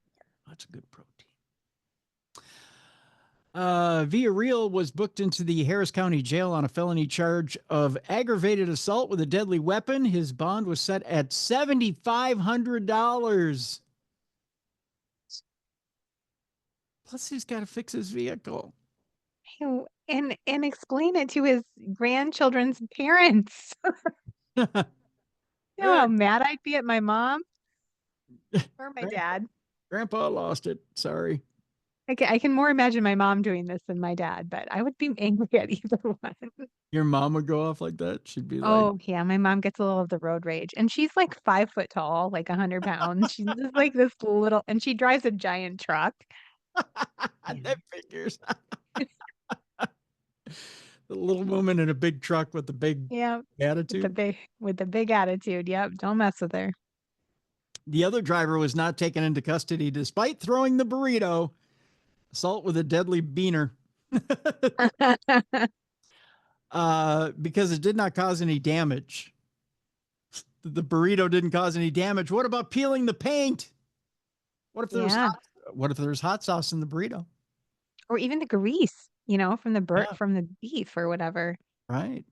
I don't know. I think you should get charged with something. I mean, just a little something.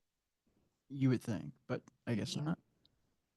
Okay, now remember I told you there was a restaurant that there was a story that gave me the willies, right? Yeah. Okay. Let's So the go. story that gave me the willies was quite a few years ago. Popeyes had a story about having pinworms in their beans and rice. Oh, Lord God, no. No. Ew. Yeah, and ever since then, although I love their beans and rice, I used to love it. So I used to just now every time I get their beans and rice, I comb through it like I'm looking for treasure because Oh, I can't just pile into their beans and rice anymore. how does that happen? I don't know. Oh. I don't see. I don't know. Mhm. Yeah. I used to love their beans and rice. I mean, just I would snarf them down. I would just, that and their jambalaya. I just thinking about it right now. My mouth is watering. Yeah. I mean, I don't mind a little, maggot in my peanut butter. There you get a certain percentage of Oh no! there's a little wiggle room. Yeah, you get a certain percentage of maggots in your peanut butter or whatever. It's just part of the process. But pinworms? I could have lived all my life without knowing that. Maggots in your peanut butter? Oh, yeah, there's a little wiggle room for all the icky things that could be in there. They get like a very small percentage of wiggle room to have it in there. Yeah. Oh, And maybe it's not maggots. Maybe it's the worms in the peanuts. I feel like it's maggots though. Maybe I'm making this up, Tim. I just lied. I'm just making this up. no, you're You can not. you can eat peanut butter. It's fine. I don't eat a lot of peanut butter to begin with, but no, They ew. make machines to like kind of clean all that out, but it can't clean everything. Ew. It's true. My friend's husband has a whole company that sells those machines. This is why I know this. You look so sad. I'm sorry I ruined your peanut butter. No peanut butter no more. No. Yeah, but pinworms? I mean, that's worse. Yeah, it was horrible. I just now I haven't been to a Popeyes more than twice since. 2 times. I've gone to Popeyes exactly 2 times since that story. Because I was so traumatized. Just because I kept seeing this little worm coming up out of the beans and rice in my head, and I couldn't do it. Ugh. But that brings us to this story. A Popeyes manager shot a coworker over burnt biscuits. Shot him? Yeah. Hey, you can't burn those biscuits. Those are, now, do you like the fake butter flavor of the biscuits at Popeyes, or do you prefer the biscuits at KFC? I'm a KFC girl because that's what I grew up eating. That was my first job. I was the Kentucky Fried Chicken girl with my little chicken pants and my visor. See? Yeah, I just prefer them because that's what I grew up eating, though, probably. See, I'm more of a KFC biscuit guy myself too. Yeah. Yeah. Well, they're flakier. Yeah. Well, my favorite biscuit is hands down going to be Red Lobster biscuits. Mm-hmm. Those are the best ever. Cheddar Bay are the best. Yeah. But I'm just talking chicken joint versus chicken joint. I'm not talking. Okay. Yeah. But yeah, the by far KFC over Popeyes, because Popeyes is kind of condensed. I mean, you could literally throw one on an ice rink and play hockey with They're like a puck. Yeah, I was gonna say they're just a little, I know, chewier. They're not as flaky. Yeah. I like a flaky biscuit. Right. Right. Well, we go to Charlotte, North Carolina, where a Popeyes manager was accused of shooting his coworker over burnt biscuits. That's right. My biscuits are burning. According to an affidavit from law enforcement in North Carolina, 22-year-old Rodney Wood, who manages his own Popeyes already, hey, he's an up-and-comer, was arrested and charged with attempted first-degree murder. The shooting happened at around 6 p.m. on May 11th at the Popeyes restaurant on South Boulevard near Carolina Pavilion Drive. A witness who was a customer at the time of the shooting told police the altercation stemmed from an argument between Wood and another employee because of overcooked biscuits. The witness reported that both went outside after one challenged the other, which led to a physical fight. During the fight, Wood allegedly pulled a gun and fired 2 rounds, one for each biscuit. I don't know. Court documents state that a video taken from the scene shows Wood discharging his firearm twice at point blank range. Both shots hit Wood's coworker, one in the groin and the other in the chest. Oh my gosh. Ouch. That employee was rushed to Atrium Health, Maine, in life-threatening condition with critical injuries. He underwent emergency surgery over biscuits. We are living in a world filled with angry people. End of days, Jess. It's the end of days. I'm not going out of my house anymore. I like it right here. When officers arrived at the restaurant, Wood was gone, of course. According to witnesses, Wood ran away, but police found and apprehended him within the same shopping center. Probably looking for somebody else who could make biscuits, is my guess. Wood claimed the coworker he allegedly shot was also a manager. So he shot a fellow manager over not being able to make biscuits. I think that's in the training manual, if I remember right. If you can't make biscuits, you get shot. If you can't make the chicken, you get guillotined, I think is what it is. Yeah. I think that's the penalty at Popeyes. Wood claimed to police that once he and the other manager stepped outside, he was punched in the face 3 times, which is standard, I believe, at Popeyes. Which in and of itself, that's crazy. Like, I'm so angry over biscuits, I'm going to punch you in the face 3 times. That if you told me that was a story, I'd be like, that's nuts. Well, it gets even better. Yeah. He allegedly then fired 2 warning shots that were not intended to kill. So it was like bang, bang, bang. Hey, boom, boom, back up. None of that makes sense. Wood attempted to justify his actions, but the affidavit says he failed to articulate a credible, imminent threat of deadly force necessary to support a self-defense claim under state law. Yeah. The words, I know I said the words. Mm-hmm. It doesn't make sense as I say it. No. It's like I said a bunch of gibberish. The 2 allegedly had conflicts in the past, which caused Wood to request a transfer to avoid working with the other employee. Oh, so you're saying it's not really about the biscuits? I guess not. Yeah. I guess it's not about biscuits after all. Is it? It's not about biscuits after all. Oh, my. Well, I think this next story may explain what happened with those 2. This may be the true reason why those 2 got into it. A Walmart shopper who's 73 years old claimed that the devil made her do it. I think that's what happened between the 2. Must have been. Yeah. The devil's been busy. He has been, yeah. Well, it's the end of days, Jess. That's why. End of days. The devil made me do it. That's what a 73-year-old woman told Florida cops when she was arrested Saturday evening for allegedly shoplifting merchandise from a Walmart. Makes sense. Okay, you're free to go. As long as the devil returns the merchandise, we're good. Police say that Angela Velasquez Taborda was stopped by Walmart security when she sought to exit a Tampa area store with $121.85 worth of goods. By the way, she had shampoo, socks, men's shorts, etc. Oh, that's nice. She's looking out for others. Evidently, the devil is giving. She's buying gifts. Yeah. Well, the devil was, right? Yes. If the devil made her do it. So the devil is evidently like, well, some guy out there needs some shorts. Taborda, cops say, had stashy items in a plastic bag that she brought into the retailer. Oh, well, she brought her own bag. That's nice.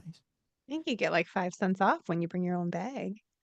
Yeah, see? Look at that. The devil's a caring devil.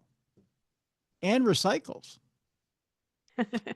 According to investigators, Taborda initially denied swiping the merchandise, but later admitted they did attempt to leave the store without paying for these items. As for a motive for the alleged larceny, cops report Taborda stated they were told by the devil to buy them for someone else. I love that they're using they here. Because literally it's they. It's the devil and Taborda. They. Right. Right? It's a team. It's a team. Team effort. Taborda stated they were told by the devil to buy them for someone else, but she did not have enough money. So she attempted to leave with them. Oh, no, we're going from they to she. This is confusing. An arrest affidavit does not further describe Taborda's conversation with the devil, who has not been charged in connection with the misdemeanor retail theft. They didn't charge the devil? No. How interesting. They should have, though. I would have. Yeah, throw the book at him. You throw the book at the devil. Taborda was released from the county jail after posting $150 bond. While a judge has ordered her to stay away from Walmart, Taborda is not barred from contact with any mystical or mythical personifications of evil. So she's free to cavort with the devil as much as she likes. Yeah. All right. It's that time again, folks. It's time for Not Safe for Work, if you know what that means. It's time for us to get rowdy with the devil, so to speak. So you want to take your boss and get rid of him and get rid of the kids and get rid of anybody else who's impressionable. And we'll do that in 5, 4, 3, 2, 1. As I take a sip of my devilish Coke. All right, we're going to start off fast and furious here. He was just like Goldilocks, Jess. Oh. Yeah, just nice and peaceful.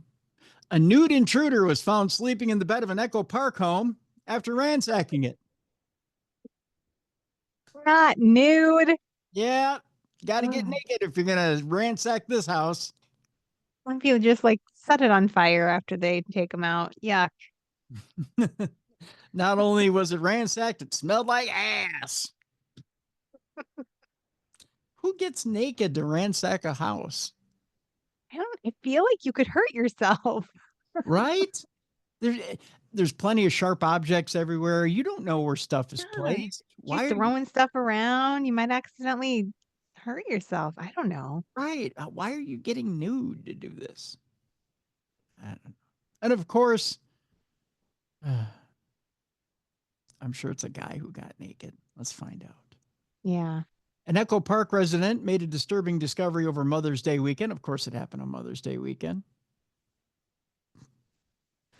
When he found a stranger sleeping nude in his bed, Michael Duarte, an NBC4 sports writer, found his home ransacked late Saturday night. Food from his pantry and fridge had been taken out, and his miscellaneous items were found scattered across his kitchen.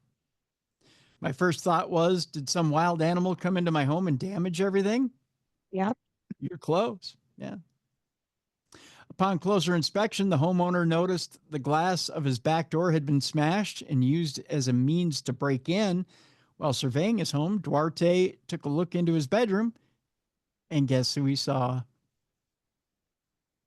Sleeping Beauty. Yeah, well, now you're taking it a bit too far. He saw a man sleeping in his bed. No. I would be so disgusted because he ate his food and he's naked. So he's probably like sitting on his furniture. Like his naked arse was all over that house. Yes. I would be so mad. Yes, Jess, you got that right. Ugh. He saw a naked man sleeping in his bed. The quote here from Duarte was, "To see a man not just sleeping in my bed, but completely naked sleeping in my bed, I was shocked," he said. Like Goldilocks from the Three Bears and someone sleeping in my bed instead of the little bear. Oh. Yeah. Following the alarming discovery, Duarte told his friend who was waiting in a nearby car to call police. Officers then arrived, dressed the man, and took him to jail. Because Goldilocks is going to be wearing something on his way to They're like, we don't want his naked butt in the back of our police cruiser. Oh, yeah, especially if there's Naugahyde seats, because he's just going to Oh, right off on his way into Oh. thing. Yeah. so gross. Yeah. As he was being walked away in cuffs and thrown into the back of the squad car, he was yelling to me and my friend, and also to the officers, "I'm going to kill you." You already killed us with the sight of your naked body. Oh, Yeah. I wonder if he was on meth. Oh, well, let's find out. As if the break-in wasn't enough, the intruder helped himself to the resident's kitchen and ransacked the home in a bizarre way. The man clogged the toilet with towels, ate a box of ice cream sandwiches, ate a box of Beyond Beef burger patties, and raided Duarte's stash of chewing gum. Yeah, I think meth is on the menu. Yeah. Yeah.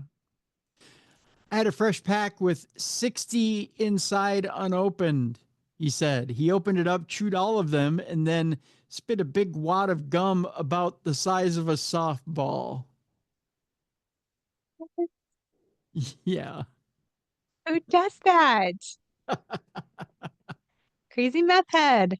That's right. The intruder also killed a possum on the back patio by using a Whoa. statue. What? I'm telling you, it gets insane. Oh my gosh. Neighbors said the bizarre break-in has left the neighborhood shaken. Breaking and shaken. We're rhyming. We're a poet and we don't know it. It definitely changes how you think about things and how safe you really are, said Lindsay Savino, who lives in the community. Law enforcement has not released the name of the suspected intruder. The case remains under investigation.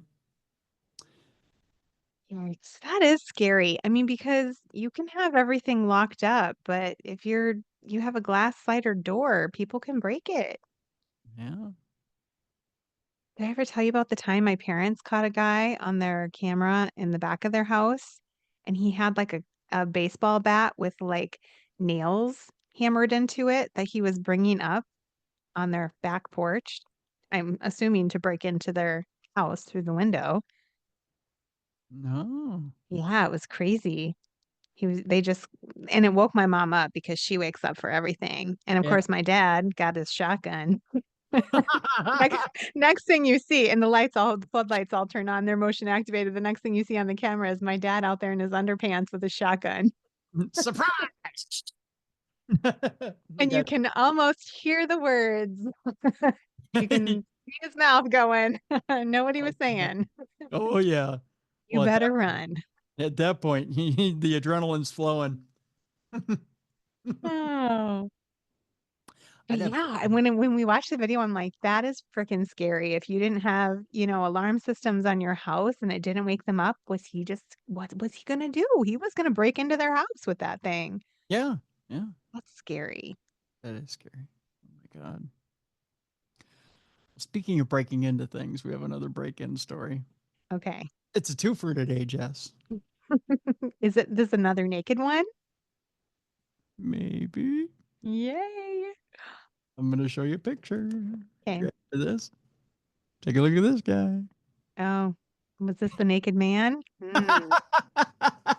Maybe a little more than that. Are you ready for a bonus? Oh no. Oh no. Okay, I'm ready. This suspect was found with a tool inside the display shed. A tool. No. Not safe for work. This man, all of 66 years old, was caught pleasuring himself at a Louisiana business. Mm. That's right. The tool is not in the shed was not in someone's yard. It was at a business. Ew. Meet James Caliavas. We just did.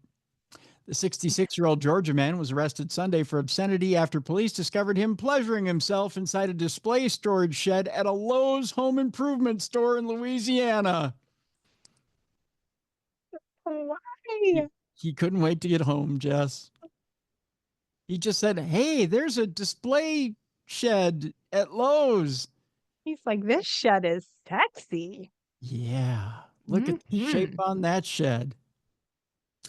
Cops responded to the Slidell business after getting a 911 call that a naked man was inside one of the small sheds being offered for sale. Literally, he got inside of it. Oh no. And he was naked. I mean, you don't have to be fully naked for that to happen. Like, No, but no. he was naked. Oh, he Way to got in. commit. Yeah, he committed to the bit, didn't he? He got inside of it. Oh God. Ugh. Literally. After examining several sheds, an officer discovered Caliavas lying on his back on the floor of one unit with his pants at his ankles and an open bottle of Vaseline at his side. Wow. He just brought that with him. I mean, he had a plan. Mm-hmm, mm-hmm. You just don't walk around with a container of Vaseline for no reason. Nope. Caliavas was in the midst of a personal pleasure session at that point. Where do you put the handcuffs? That's my question. I mean, at that point, do you put one on the wrist and one on the Or do you? Oh. I mean, I do you, mean, you have to like to put the handcuffs on, you have to touch his hands. I'd be like, hold on, I need to put on my gloves. oh, of course, yeah. I don't You want to touch you gotta after you. you gotta Yeah. latex up, right? I mean, Yeah. do you cuff the Vaseline? Do you? I mean, I feel like you need a few sets of cuffs for this yeah. particular instance. Do you cuff them to the shed? I mean, is the shed a co-conspirator? The shed was asking for it, Tim. The shed was. Oh, Jess, how can you shed shame in this case? Caliavas reportedly acknowledged that he had been masturbating inside the shed while watching YouTube because everybody needs a self-starter. Hmm. What was he watching? Home improvement channels while he was in there? I'm sure, right? If I was a shed, I'd be insulted. Like, I'm not hot enough for you. You have Right? to watch YouTube too. Am I not enough? Caliavas was arrested for obscenity and booked into the city jail. Police listed Caliavas's resident as Jasper, a Georgia city about 60 miles from Atlanta. Jasper residence shown in public records for Caliavas is a 1-acre property containing a small mobile home. Oh, so the shed was like, I don't know, a mansion for him. I mean, there's a whole bunch of room in there. Oh no. Oddly, the county property assessor's website includes 3 photos of the site, but the images only show a small storage shed. So the big shed was probably like stretching out for him. He was probably like, yeah, this is bigger than the one at home. I'm going to try to paint the ceiling. Hit the target. Oh, yeah. Yeah. I don't know. So that's our last not safe for work story. Do you need a palate cleanser now, Jess? Are you? I could take one. Yeah. Yeah. Yeah. Do you have one for me? I do have one for you. All right. I don't know how much of a palate cleanser today is, but let's give it a shot. You know, they say as you get older, you know, as you decline, that maybe wearing an adult diaper isn't the most keen fashion sense in the world, but it turns out, thanks to Sydney Sweeney, maybe wearing an adult diaper is the fashion sense. Okay. Maybe it's in vogue. Maybe it's the thing to do. Thank you, Sydney Sweeney. Diaper shorts are now hot, thanks to Sydney Sweeney.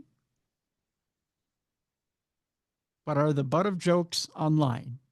Little lad poopy pants is the headline.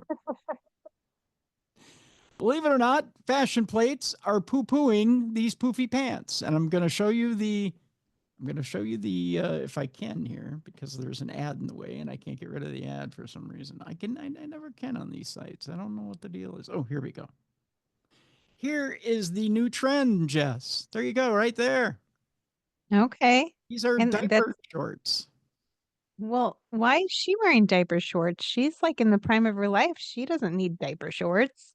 Well, that's the new trend, thanks to Sydney Sweeney. Diaper shorts. Hmm. Yeah. Diaper shorts. It's supposed to, Perfect for a long car ride. I guess. Causing a big stink, bloomers, more disparagingly known as diaper shorts, are controversially rising as the hot season's hottest bottoms. But the questionable cutoffs are leaving some clothes horses pretty hot under the collar. Diapers? What the hell? What the helly? Shrieked a cyber naysayer criticizing the sack-like shorts from Artesia, which is a women's fashion retailer. Little lad poopy pants, spat another beneath a trending TikTok clip of the much maligned micros, which have also been slammed with nasty nicknames like granny panties, vintage undies, and Victorian bloomers. Victorian bloomers is the name of my new football team. Snide remarks aside, when it comes to tracing the origins of these togs, the haters are right on the money. Bloomers are a bifurcated garment that were worn under dresses in the 19th century, according to a report from NYC's Fashion Institute of Technology, adding that the frillies were named for women's rights activist Amelia Bloomer, an advocate of dress reform in the 1800s. So they were worn under dresses, not on top of anything. So why are people wearing them as shorts? I don't know. Since Bloomer's Day, however, the once ankle-length underclothes have undergone several severe cuts and have become a wardrobe staple thanks to the recent underwear as outerwear trend. Oh, I see where this is going. Okay. Mm-hmm. French luxury fashion house Chloe offers its mini bloomer shorts in silk. Is it charmeuse? Yes. Which are currently sold out in all sizes for, get this, Jess, $1,450. Come on. Seriously. Mini bloomer shorts and silk charmeuse. Would you like some Chloe shorts? I could put some on back order for you if you'd like. I mean, I do have a long road trip coming up, so if I can legitimately use them as a toilet, I might be down for it. Is it Miu Miu? An Italian haute couture label famous for its itty-bitty garb, hawks cheek-bearing bloomers, the poplin briefs, for a little bit cheaper price of $995, and the even skimpier hot short at a cool $1,150. Oh my gosh. Here's what they look like, Jess, just in case you're in the market for them. They literally look like a diaper. They literally look like a diaper. Yeah. That's crazy. Can you see yourself sporting a pair of those? And people are paying over $1,000 for you. You couldn't pay me to wear them. Okay, maybe you could. For $1,000, I would wear those. Would you wear those for $1,000? I wouldn't pay you, but you could pay me. Right. Not paying $1,000 to wear them, but yeah. Here's another picture of another model wearing, again, those diaper shorts. Oh, they're so weird. Aren't they? But Super weird. They cost almost $1,000. That's terrible. People have too much money to spend if that's what they're spending it on. I'm telling you. Now, Artesia's got mega bloomers, which go for $45, which are a little cheaper. Here's the French cut version. Just get an idea of what the French cut version looks like. Well, that's not enough coverage. The poop would come right out the sides of that, Tim. That's just impractical. I don't think you're supposed to be shitting in these. I really don't. Oh, well. But, okay, so Voguish VIPs such as singer Dua Lipa, Jennifer Lopez, Addison Rae, and Sydney Sweeney have even been spotted sporting the tiny trousers. Dua Lipa did the showstoppers during a girls' trip to the tropics, while internet icon 30-year-old Rae, Addison Rae, that is, donned a pair to complete the street chic swag she oozed during a separate vacation overseas. Pop culture's perennial pinup J-Lo, who, did you know J-Lo is 55 now? Oh, wow. Yeah. Gave fans a gander at her gorgeous gams in bubble-hemmed bloomers by Chloe late last year. So she paid the $1,450. Crazy. She got some Chloe bloomers. She's wearing the poopy diaper. Oh, okay. I think this is her in the, is this? Okay, so here's Addison Rae in hers, right? Here's Addison Rae in hers. Okay. Okay. And here's J-Lo in her bloomers. Now, that's what the $1,450 ones look like. They're not bad. I mean, her whole outfit is kind of floofy, flowy, Yeah, so you chunky, right? can't She's really. basically wearing a diaper on her entire body. Yes, she is. And here's the one that Sydney Sweeney wore. So you can't really tell on her because it looks like she's wearing some sort of chiffon truffly thing that came from Prince's wardrobe 40 years ago. But it straight up looks like a diaper under like a Does. jacket. Yeah, it looks like she's wearing a jacket and a diaper. I don't get it. Yeah, I don't either. It's interesting though. But I'm not cool. I mean, I won't even pretend to be cool. Oh, don't say it. But if cool is wearing a diaper, Mm-hmm. I'm good with not being cool. You're good with not being cool. Sydney Sweeney, by the way, that picture I just showed you, promenaded through Paris in that diaper while attending Miu Miu's Women's Wear Fall Winter 2024-2025 for Paris's Fashion Week. She too posed in a $95 ruffled pair from Cosette d'Ames or Amez. We say Ames because in Iowa we say Ames, right? Yes.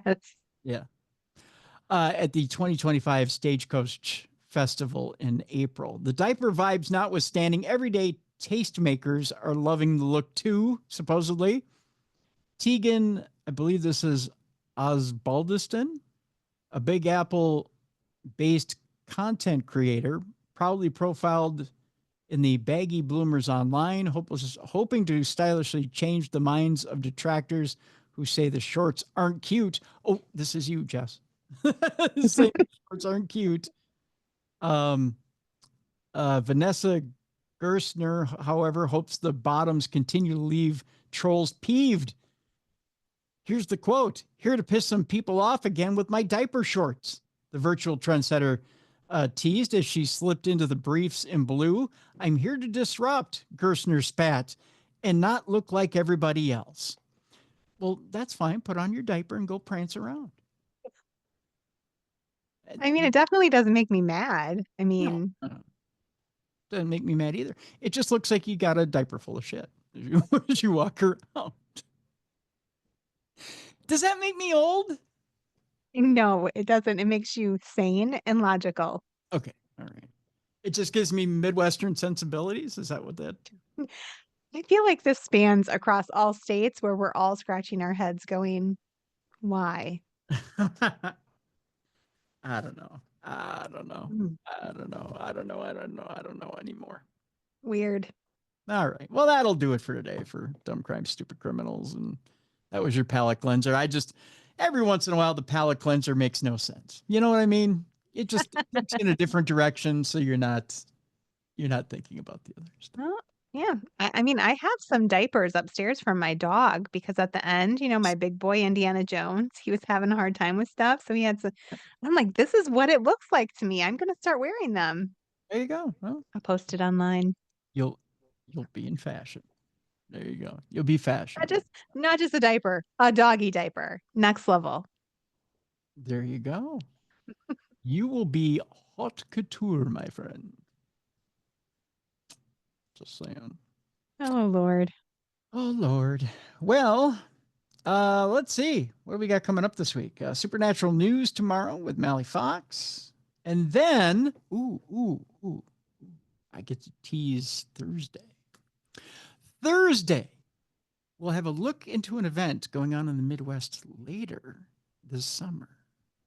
And then we'll also, we'll tease one of the stories one of the stories has to do that these people have.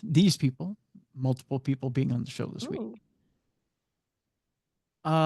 We did dive into Jim Morrison being a secret teacher of the occult this past week.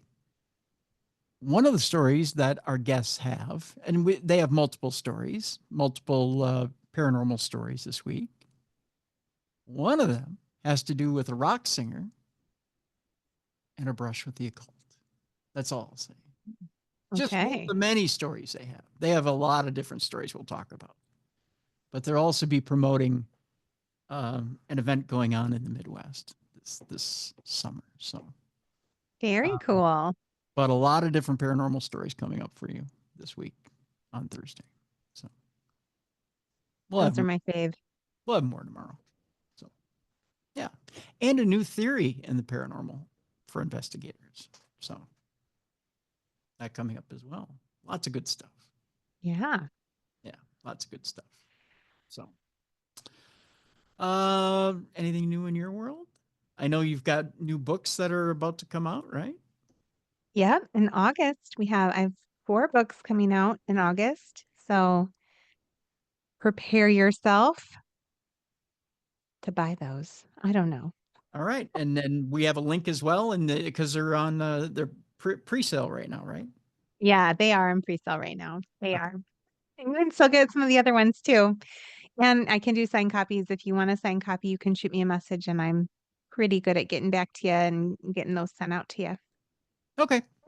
All right. Well, that'll do it for today. And again, we want to thank our guest for today. And we want to remind you about the book. The book is out and available right now by Wild Blue Press. Again, our guest today. Just one second here. Okay. Jesus, I'm cramping up big time. Oh. Sorry, Tim. It's okay. Our guest today.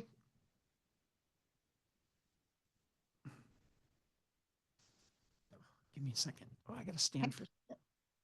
Oh.